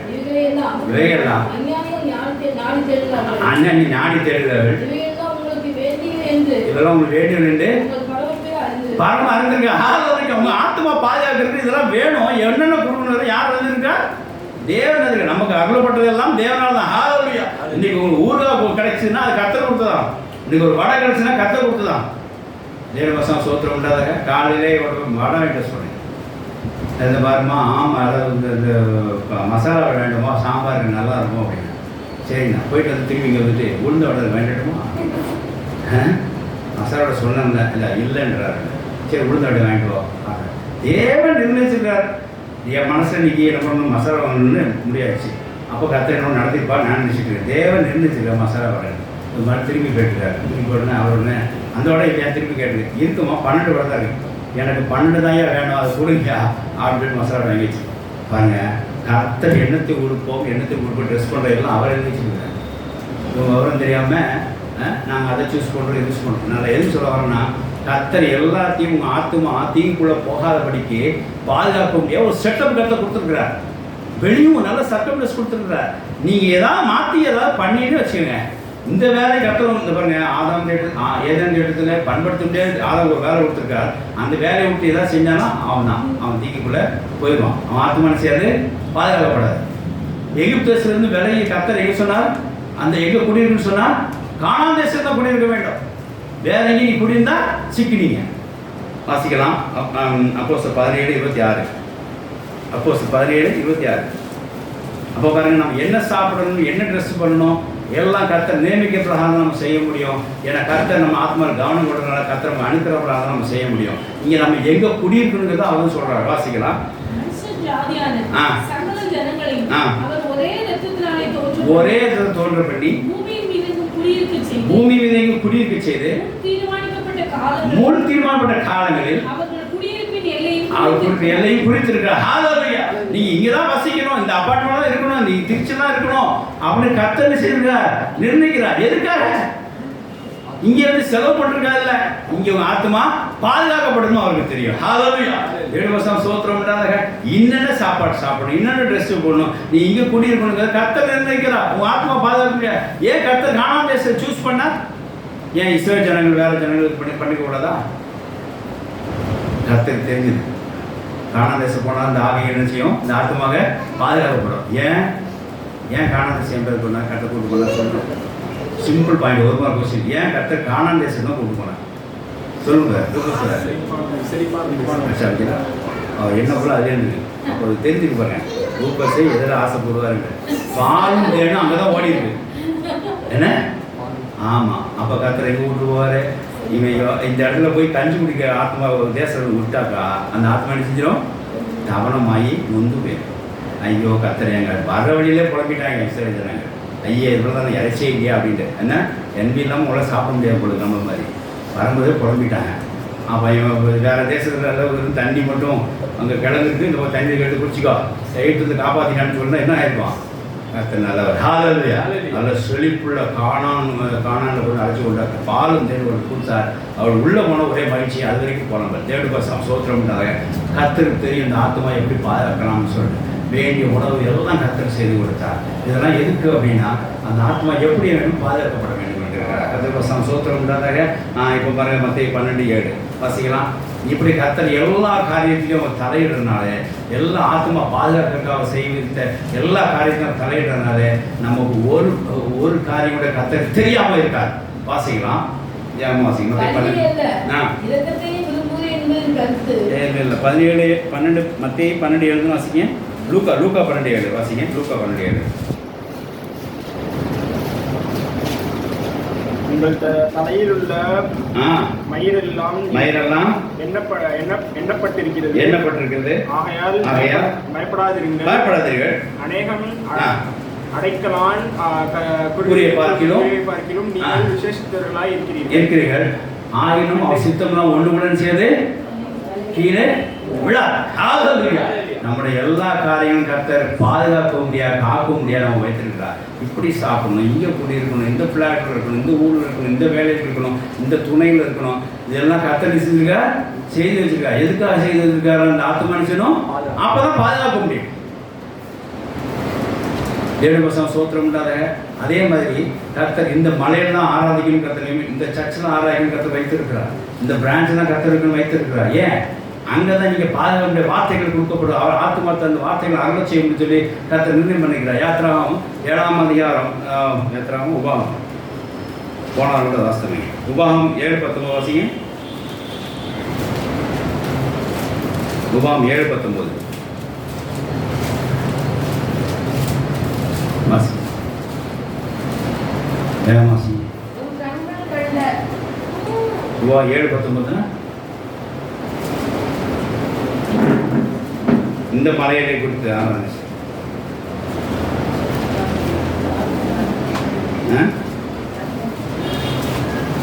யாத்திராமா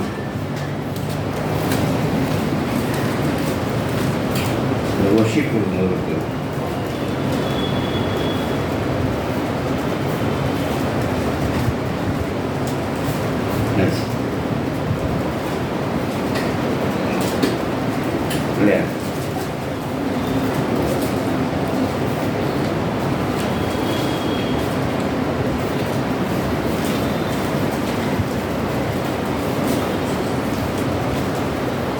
இல்லையா? யாத்திராம் நினைக்கிறேன். 3 பண்ண வாசிக்கலாம். அதற்கு அவர், நான் உன்னோடு இருப்பேன். நீ ஜனத்தை எகிப்துக்கு அழைத்து வந்த பின் நீங்கள் இந்த மலையில் தேவனுக்கு ஆராதனை செய்வீர்கள். இந்த மலையில தேவனுக்கு நீ ஆராதனை செய்வீர்கள். நான் அனுப்பேன் என்பதற்கு இது அடையாளம் என்றார். ஹalleluya. தேவசம் சோத்திரம்னா இந்த மலையில நீங்க இந்தங்கற அண்டர்லைன் பண்ணிக்கங்க. இந்த பிரான்ச்ல இந்த ஆலயத்துல நீ ஆராய் செய்வே நான் அனுப்பினதுக்கு இதுவே ஒரு அடையாளம் என்று சொல்லி கர்த்தர் சொன்னதை பார்க்கிறோம். தேவசம் சோத்திரம் உண்டாதாக இந்த எதுக்காக கர்த்தர் செய்ய இந்த மலையில வந்தா உனக்கு என்ன செய்யும், ஒரு பாதுகாப்பு உண்டு அப்படின்ற கர்த்தர் அங்கே காண்பிக்கிறார். கர்த்தர் சோத்திரம் உண்டாக நான் இதில் மூலமாக இதிலிருந்து நான் கத்திர மூலமாக ரசிக்கப்பட்டு வந்தேன். என் மனைவி அப்படி இல்லை, நீ மானான் பெண்டகாஸ்டின் தான். ஏன்னா அவர் ஒரு சபையில் வளர்க்கப்பட்டார். 20 வருஷமாக ஒரு சபையில் வளர்க்கப்பட்டார். நமக்கு கத்திர சபைக்கு வந்தார். நான் வந்தப்போ ஒரு மாத காலத்தில் அவர்கிட்ட சொன்னது அதுதான். என்ன சொன்னேன் அப்படின்னா, உன் ஆத்மா பாதுகாக்கிறதம்மா கத்தங்க அழைத்து வந்தார் அப்படின்னு சொன்னேன். அவருக்கு சரியாக புரியலை. இப்போ உடனே அங்கே தான் பாதுகாக்கப்பட்டு கற்றுனா அங்கே ஒரு மாப்பிள்ளை கற்று காமிச்சிருப்பார். அந்த சபையில் அந்த 20 வருஷமாக ஒரு சபையில் அங்கேயே பிறந்து வளர்ந்துருக்கேன். பெண்டகோஸ்தில் பிறந்து வளர்ந்துருக்கிறேன். பெண்டகோஸ்தில் பிறந்து வந்திருக்கேன். கத்தரையும் அங்கே ஒரு மாப்பிள்ளை உனக்கு காட்டலை. உன் ஆத்மாவுக்கு உனக்கு ஒரு தாகம் இருந்திருக்க, தீர்க்க முடியாத கத்தனை செஞ்சுருக்கிறார். அந்த ஆத்மா தகுந்த மாதிரி உன்னை கத்தனை அழைச்சி வந்துருக்கிறார். எங்கள் பாதுகாக்க முடியாதுன்னு சொல்லி ஆரம்பத்திலே பசங்க நான் சொல்லியிருக்கிறேன். அது மாத்திரமல்ல, அன்னைக்கு அவர் பொண்ணு பார்க்குற ஓகே சொல்லிட்டு திரும்பி ஓகே சொல்லாத போது திரும்பி அதை நான் கல்யாணம் நடத்த முடியாத ஒரு சூழ்நிலை பெண்டிங் காணப்பட்ட போது அவளுக்கு வேற ஒரு மாப்பிள்ளையை பார்த்துருக்காங்க, நகை போட்ட ஒரு மாப்பிள்ளையை பார்த்துருக்காங்க. அது மாத்திரமில்ல, இவளுக்கு நகை போடையும் வற்புறுத்தி இருக்கிறாங்க. அந்த நாளில் தான் கத்தர் என்ன செய்ய அவங்களை பேச வச்சு மறுபடியும் கத்தர் இந்த காரியத்தை எங்களுக்கு சரி பண்ணி கொடுத்தார். ஹalleluya. அப்போ என்ன பாருங்க, இந்த ஆத்மாவை பாதுகாக்கிறதுக்காக கத்தர் அங்கே எங்களை அழைத்து வந்திருக்காரு. நான் புரிஞ்சுக்கிட்டேன். ஹalleluya. எங்க பெண் கொள்ளணும், எங்க கல்யாணம் பண்ணணும், எங்க நடத்தணும் எல்லாம் கத்தர் வழிநடத்தி செய்கிறார். எதுக்காக செய்கிறார்? அந்த ஆத்மாவே பாதுகாக்கிறதா. அதனால இப்போ ராகேல் சொல்லாது பாருங்க, நாகேலும் எனக்கு தவப்பால் வீட்டு என்ன எனக்கு என்ன வேலை, நான் உங்க கூட வந்துடுறேன் அப்படிதான் இருக்கணும் முடிவு. ஏன்னா யாக்கோபடி நீ போறதா ராகேல் ஆத்மாவுக்கு சேஃப். ஆத்மா புருஷ மக்களுக்கு போறதா இனி அந்த மனைவியோட ஆத்மாவை பாதுகாப்பு. மனைவி தன் புருஷனை தன் பக்கம் இருக்க கூடாது, அது பாதுகாப்பு கிடையாது. தேவனுடைய வசனம் சோத்திரம் உண்டாத கர்த்தர் உங்களுக்கு எப்படி நியமிச்சிருக்காரோ அப்படி செய்யுங்க. ஒரு இடத்துல இருந்து கர்த்தர் கிளப்பி கொண்டு வந்திருப்பார். நான் திருநெல்வேலியிலேருந்து கிளம்பி வந்துட்டேன். மறுநாள் திருநெல்வேலி போகும்போது அந்த மாதிரி எல்லாம் கர்த்தர் அப்படி சூழ்நிலை வைக்காம கர்த்தர் இங்கே எனக்கு எல்லாம் வசதி செய்து கொடுத்தா வருகிறார். ஸோ நம்ம மறுபடியும் அந்த இடத்துக்கு போகணும் ஆசைப்படக்கூடாது. எகிப்துலேருந்து காணாதேசி கத்தை அழைச்சிட்டு மறுபடியும் எகிப்து போகணும் ஏன் நீ ஆசைப்படுறீங்க? நீங்க போய் பாருங்க, தீங்கு உங்களுக்கு தோடும். அதுதான் கர்த்தர் இந்த வசந்தம் கொடுக்குறாரு. ஒரு மட்டும் கர்த்தர் ரிவர்ட் பண்ணிட்டாரு, முடிச்சு போச்சு சப்ஜெக்ட். இவன் அடுத்ததாலே பாருங்க. இதான் எதுக்கு நான் இந்த வசந்த எடுத்து இவனே எவ்வளோ வசனம் உங்களுக்கு பஞ்சாக கொடுக்குறோம் அப்படின்னா என் காரியத்தை நல்லா புரிஞ்சுக்கணும். சில இடத்துல பஞ்ச் ஆஃப் கீஸ் தான் என்ன செய்யும், உங்களுக்கு அதை ஒர்க் அவுட் ஆகும். இதுக்கு அடுத்து அப்படின்றது ஒர்க் ஆகும். சில இடத்துல மாஸ்டர் கீ ஒர்க் பண்ணும். 7 வருஷம் சோத்திரம் உண்டாதாக. அப்போ நீங்கள் புரிஞ்சிக்க வேண்டிய விஷயம் என்ன அப்படின்னா, கர்த்தர் இடத்துலேருந்து ஒரு இடத்துல அழைத்து கொண்டு இங்கே வந்துட்டார் அப்படின்னா நம்ம ஆத்மா பாதுகாப்பாக செஞ்சிருக்கார். ஹalleluya. கர்த்தர் வேறு டிரான்ஸ்ஃபர் கொடுத்துரு, ஆத்மா பாதுகாப்பு செஞ்சிருக்கிறார். கர்த்தர் பிறந்த ஊர்ல இருந்து அவங்க அழைச்சிட்டு வந்திருக்காருன்னா அவர் ஆத்மா பாதுகாப்பு செஞ்சிருக்கிறார். கர்த்தரோட துணையாக ஒரு மாப்பிள்ளை அவங்க கொடுத்துருக்காருன்னா அங்கே ஒரு பாதுகாப்பாக செஞ்சிருக்கிறார். கர்த்தர் இந்த வீட்டை கொடுத்துருக்காரு, குடியிருக்க பண்ணி ஒரு வீட்டை கர்த்தர் கொடுத்துருக்காரு அப்படின்னா அது எல்லைகளை கொடுத்துருக்காருன்னா கர்த்தர் எனக்கு பாதுகாப்போடு செஞ்சுக்கான்னு சொல்லி அர்த்தம். கர்த்தர் இந்த பட்டணத்துக்கு அழைச்சிருக்காருன்னா பாதுகாப்புக்காக செஞ்சிருக்கான்னு சொல்லி அர்த்தம். கர்த்தர் இந்த வேலையை கொடுத்தா பாதுகாப்புன்னு சொல்லி அர்த்தம். இந்த ஃபுட்டு, இந்த ட்ரெஸ் கொடுத்துருக்கா கர்த்தருக்கு பாதுகாப்பாக கொடுத்துருன்னு அர்த்தம். இந்த சர்ச்சை கர்த்தர் கொடுத்துருக்கா பாதுகாப்பாக கொடுத்துருன்னு அர்த்தம். ஹalleluya. எப்படி கர்த்தர் உங்களை எல்லா காரியங்களும் கவனமா இருந்து உங்க ஆத்மா பாதுகாக்க வல்லவர். ஹalleluya. நீங்க தீங்குக்குள்ள போகாம இருக்கவங்க பாதுகாக்கிறா, தீங்குக்குள்ள போனாலும் வெளியே வரைக்கும் பாதுகாக்கிறா, தீங்கு உங்களை அணுகினாலும் கர்த்தர் உங்களை பாதுகாக்கிறா. ஹalleluya. எப்படி கர்த்தர் உங்க ஆத்மாக்களை பாதுகாக்கிறா. ஆமென். ஹalleluya. தேவனுடைய வசனம் சோத்திரம் உண்டாதாக. அதனால நிறைய வசனங்கள் நம்ம வாழ்க்கையில் அவர் கவனம் செலுத்தி நம்மளை பாதுகாப்பு எழுதி வச்சிருக்கிறேன். குறிப்பிட்ட வசனம் மட்டும் ஒரு சீக்வன்ஸாக சபை வரைக்கும் முடிச்சுக்கிட்டேன். அதனால் பாருங்கள், இந்த சபையில் ஆரம்பிக்கும், இந்த பிரான்ச் ஆரம்பிக்கும் எல்லாம் கர்த்தர் நிர்ணயம் பண்ணிக்கிறார். அந்த பிரகாரம் தான் நம்ம செய்ய வேணும். இப்படி தான் கல்யாணம் பண்ணணும், இப்படி தான் குடும்பத்தை பாதுகாக்கணும், இந்த வீட்டில் தான் இருக்கணும், இதெல்லாம் கர்த்தர் வைக்கிறதுக்கு காரணமே அவர் நம்ம பாதுகாப்புக்காக செய்திருக்காரு சொல்லி அர்த்தம். அவங்க அங்கேருந்து கல்கி கொண்டு போய் திருச்சியில் பட்டணம் வச்சுருக்காரு, திருச்சியில் குடியிருப்பு வச்சுருக்காருன்னா அது ஆத்மா பாதுகாக்கிறத சேர்த்துக்காருன்னு அர்த்தம். சில பிரான்ச்சிலிருந்து போகாமல் இந்த பிரான்ச் கட்ட அர்த்தம் ஒரு ஆத்மா பாதுகாக்க சேர்த்து அர்த்தம். நல்ல ஒரு வேலை மாற்றி கொடுத்துருக்காரு, ஒரு பிரான்ச்சை சேர்க்கும் அர்த்தம். உங்கள் வேலையில் சில ஸ்மூத்மாக இல்லை அப்படின்னா கர்த்தர் சுற்றிக்குள்ள எல்லாம் சரி பண்ணுவார். உங்கள் சர்க்கம்ஸ் எல்லாம் சரி பண்ணுவார். உங்கள் வேண்டிய காரியங்கள்லாம் சரி பண்ணி எப்படியும் அங்கே உங்கள் ஆத்மாவை பாதுகாப்பு செய்வார். தேவனுடைய வசனம் ஸ்தோத்திரம் உண்டாதாக. ஆகையினால நீங்கள் ஒரு காரியத்தை கர்த்தரோட மைண்டு கழி கொடுங்க. கர்த்தருடைய ஆத்மா பாதுகாக்க வல்லவராக. ஹல்லேலூயா. அதுக்காக அந்த பைபிளில் பார்த்த அந்த 5 சர்க்கம்டன்ஸ் க்ளீன் பண்ணதை நம்ம பார்க்குறோம். அது மாத்திரம் இல்லை, நம்மளோட ஒவ்வொரு காரியங்களும், வேலையிலையும், நம்மளுடைய துணையிலையும், நம்முடைய படிப்பிலையும், நம்முடைய வளர்ச்சியிலும், நம்முடைய சர்ச்சையோட போதனை எல்லாத்தையும் கற்று கவனமாக உங்களை பாதுகாத்து வழிநடத்தி வருகிறார். ஏன்னு சொன்னால் ஆத்மாவை பாதுகாக்கிறார். அவங்க ஏற்ற பிரகாரம் அதை செய்கிறார்.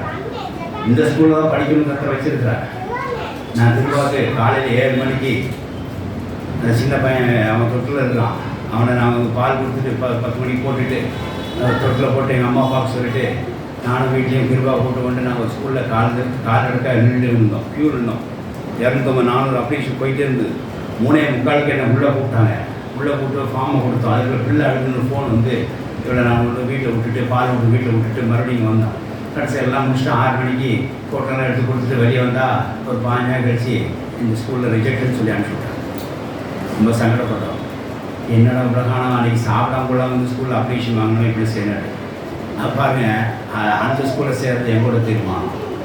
ஆனால் கர்த்தர் சரியான இடத்துல கதவு திறந்தார். ஹல்லேலூயா. நல்ல ஸ்கூலில் சேர்க்க வச்சு இன்றைக்கி அவனை டாப் ரேங்கில் வச்சு நிறுத்திட்டார். ஹல்லேலூயா. கர்த்தருக்கு தெரியும் இந்த ஆத்மாவுக்கு இதுதான் சூட் ஆகும். இந்த ஆத்மா பாதுகாக்கிறதுக்கு இதுதான் ஸ்கூல் கர்த்தருக்கு தெரியும், எங்களுக்கு தெரியாது. கர்த்தர் ஆளுநர் சொல்லிட்டார், உங்கள் நினைவுகள் என் நினைவுகள் அல்ல. ஒன் தாட்ஸ் மாதிரி பண்ணால் ஆத்மா எங்கே இருக்காது? கிறிஸ்துக்குள்ளே இருக்காது. ஆட்டம் ஆடிட்டு இருவான்.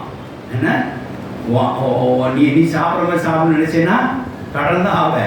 இப்படி தான் சாப்பிடணும், இப்படி தான் எண்ணி எடுக்கணும், இந்த நாட்டில் தான் எண்ணி எடுக்கணும். எல்லாம் கற்று தீர்மானம் பண்ணி இப்போ செட்டப் கொடுத்துருக்கிறார். எதுக்காக அப்படின்னா ஆத்மா பாதுகாக்கப்படணும். நம்ம எதாவது ஒன்று செஞ்சுட்டே இருப்போம். அந்த ஸ்கூலில் நல்ல பெரிய ஸ்கூலில் படிக்க வச்சா பிள்ளை அப்படி ஓஹோன்னு வளரணும். நீ என்ன ஸ்கூலில் படிப்பிச்சாலும் பாடத்திட்டம் ஒன்று தான். அதே 130 பக்கம் தான். பக்கத்து பிள்ளைங்க சரி, பக்கத்து ஸ்கூல் பிள்ளைங்களும் சரி, பிள்ளை எப்படி படிக்கிறதோ அதை அதான் தெரியும். 7 வருஷம் சோத்திரம் உண்டாத இதுக்கு 1 லட்சம் 2 லட்சம் கொடுத்து 2வது பிள்ளையை படிக்க வைக்க முடியாமல் இருக்கணும். 7 வருஷம் சோத்திரம் உண்டாத. அதனால் பாருங்கள், எல்லா விஷயமே சோத்திரம், எல்லா விஷயங்களும் கற்று கவனம் கொண்டிருக்கிறார். எதுக்காக அப்படின்னா உங்கள் ஆத்மாவை அவர் கவனம் செலுத்துறாங்க, பாதுகாப்புக்காக செலுத்துறாங்க. அதெல்லாம் சந்தோஷப்படுங்க. ஒரு சர்க்கம்டன்ஸே கற்று கிளியர் பண்ணுறதுக்கு வல்லவராக இருக்கிறார். உங்களுக்கு ஒரு பட்டணத்தையே கிளியர் பண்ணுறதுக்கு வல்லவராக இருக்கிறார். ஒரு குடும்பத்தை எச்சரிக்க முடியாத கற்று வல்லவராக இருக்கிறார். இதெல்லாம் யோசித்து பாருங்க. அதே சமயம் நீ என்னென்ன பண்ணணும், எப்படி நிற்கணும், எங்கே நிற்கணும், எங்கே உட்காரணும், எல்லாத்தையும் கற்று சொல்லி கொடுக்க வல்லவராக இருக்கார். உங்கள் ஆத்மா பாதுகாக்க எப்படி எண்ணணும், நீ எந்த தீங்குக்குள்ளே விழாதபடிக்கு கர்த்தர் ஆத்மாவை பாதுகாக்க வல்லவராக சொல்லி தேவன் நாட்டில் திருவம்பட்டுகிறார். ஹல்லேலூயா. வாசித்து முடிக்கலாம். 1 ராஜாக்கள் 1:30 வாசிக்கலாம். வாசிங்க 2 வருஷம் இருக்கு. 1 ராஜாக்கள் 1:30.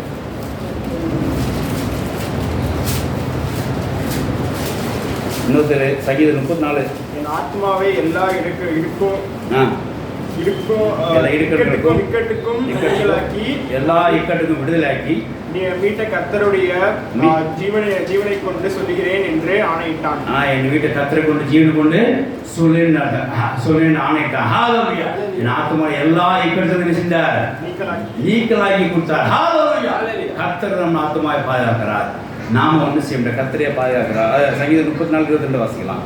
ஊழியக்காரர் கர்த்தரை செய்கிறார், அங்கே அந்த ஆத்மாவை பாதுகாக்கிறார். வாசிக்கலாம். தம் ஊழியக்கார ஆத்மாவை மீட்டுக் கொள்கிறார். ஹல்லேலூயா. ஊழியக்காரர் கைவிட போறதில்லை, யாரையும் கைவிட போறதில்லை. எல்லா ஆத்மாவை என்ன செய்கிறார்? பாதுகாக்கிறார். கர்த்தர் சோத்திரம் உண்டாதாக. அப்போ இப்போ இந்த மாதிரி செய்யறதுனால சில இடங்கள் என்ன உண்டாதுமா, சில பிரிவினை பார்க்குறோம். நோவா தனித்திருந்ததை பார்க்குறோம், யாக்கோபு அங்கே தனித்திருந்ததை பார்க்குறோம் குடும்பத்தோட. என்ன இப்படி சில காரியம் பிரிந்துன்னு பார்க்குறோம்.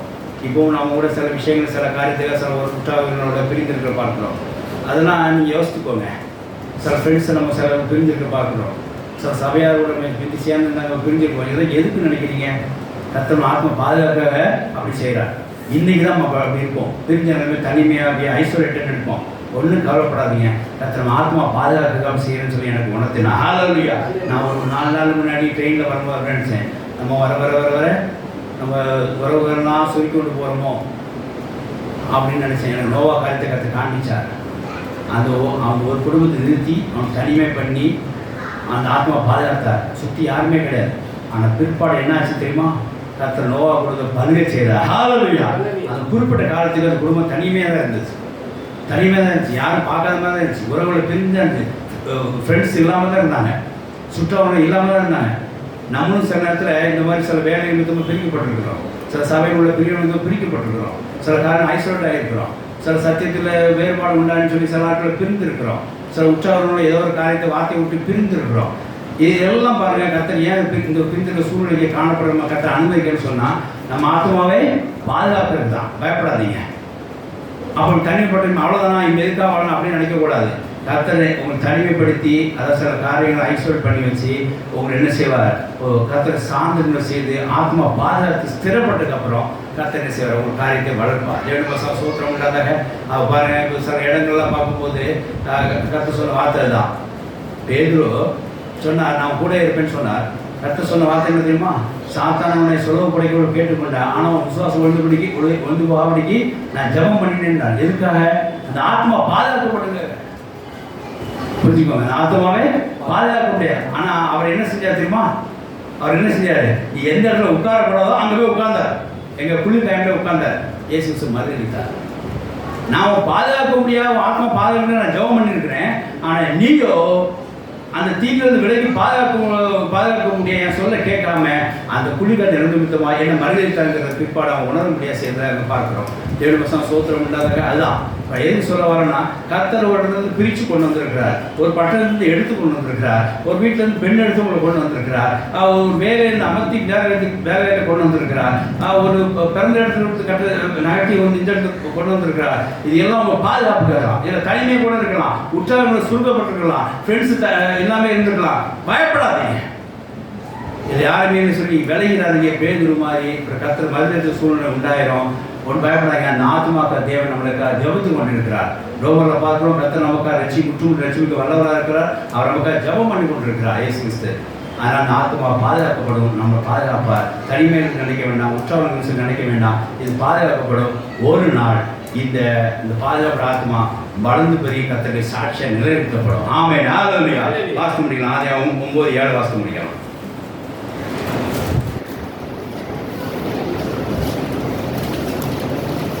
ஆதியாகமம் 9:7 நீங்கள் பலுகி பெருகி பூமியிலே திரளாய் வர்த்தித்து விருத்தியாகுங்கள் என்ற. ஆமென். ஹல்லேலூயா. இது யாரு சொன்னது தெரியுமா? யாரு சொன்னது? அதே 9:1 வாசிங்க. ஆசீர்வதித்தார். நீங்க பழைய பூமியை நிரப்பிட. ஒரு குறிப்பிட்ட காலத்துல அவங்க தனிமையை கர்த்தர் பார்த்தார். இந்த ஆத்மா பாதுகாக்க முடியாது. தொடர்ந்து என்ன செஞ்சார்? அங்க ஒரு விருத்தியை உண்டு பண்ணினார். ஆசீர்வதித்தார். பலுகி பெருகி பூமியை நிரப்புன்னு சொன்னா அந்த சந்ததி மறுபடியும் ஸ்டார்ட் ஆகிட்டு. ஹல்லேலூயா. 7 சோத்திரம் உண்டாதாக. அதனால இப்போ நம்ம ஐசோலேட்டாக இருக்கிறோம். சில ஒரு பசங்க வருத்தப்படாதீங்க. இதெல்லாம் நம்ம ஆத்மா பாதுகாக்கிறதா கர்த்தர் செய்திருக்கான்னு சொல்லி அர்த்தம். ஒரு நாள் கர்த்தர் தொடர்ந்து ஆசீர்வதித்து பூமியை பலுகி பெருக முடிய நம்ம குடும்பத்தை விருத்தி பண்ணி கர்த்தர் சாட்சியை நிறைவேற்றுவார். ஹல்லேலூயா. ஆகையால் தேவன் உங்களை எல்லாத்தையும் விலகி பாதுகாப்பார். நீங்க தீங்கு தேடி போனாலும் அது விலகி பாதுகாப்பார். தீங்கு உங்களை அண்டி வந்தாலும் கர்த்தர் அந்த விலகி பாதுகாப்பார். தீமையே உங்களுக்கு அண்டாதபடிக்கு உங்க ஆத்மாவை பாதுகாப்பார். ஹல்லேலூயா. அதற்கு சர்க்கம்டன்ஸை க்ளீன் பண்ணுவார், சர்வே பண்ணுவார், சரி பண்ணுவார், சுற்றுச்சூழலையை சரி பண்ணுவார். விசேஷமாய் உங்கள் ஆத்மா பாதுகாக்க வேண்டிய வேலையை கர்த்தர் கொடுப்பார். உங்கள் ஆத்மா பாதுகாக்க வேண்டிய துணையை கொடுப்பார். உங்கள் ஆத்மா பாதுகாக்கக்கூடிய குடியிருப்பு வீடுகளை கொடுப்பார். உங்கள் ஆத்மா பாதுகாக்கக்கூடிய சாட்சியை கொடுக்குறார். உங்கள் ஆத்மா பாதுகாக்க வார்த்தைகளை கொடுக்குறார். உங்கள் ஆத்மா பாதுகாக்கக்கூடிய நடைகளுடைய ஆலோசனை கொடுப்பார்.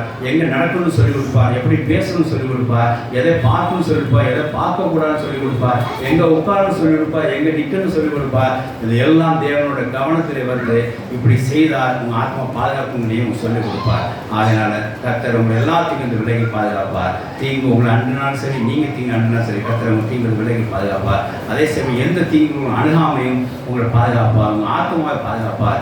ஆத்மாவை தொடர்ந்து பார்க்க வேண்டிய எல்லா வசதிகளும் சட்டமும் செய்து கொடுத்து உங்களை தொடர்ந்து பாதுகாப்பு கர்த்தர் வழிக்கு ஆயத்தப்படுத்துவார். கர்த்தர் அந்த வார்த்தைகளை ஆசீர்வதிப்பாராக. ஆமென். ஹல்லேலூயா. ஹல்லேலூயா.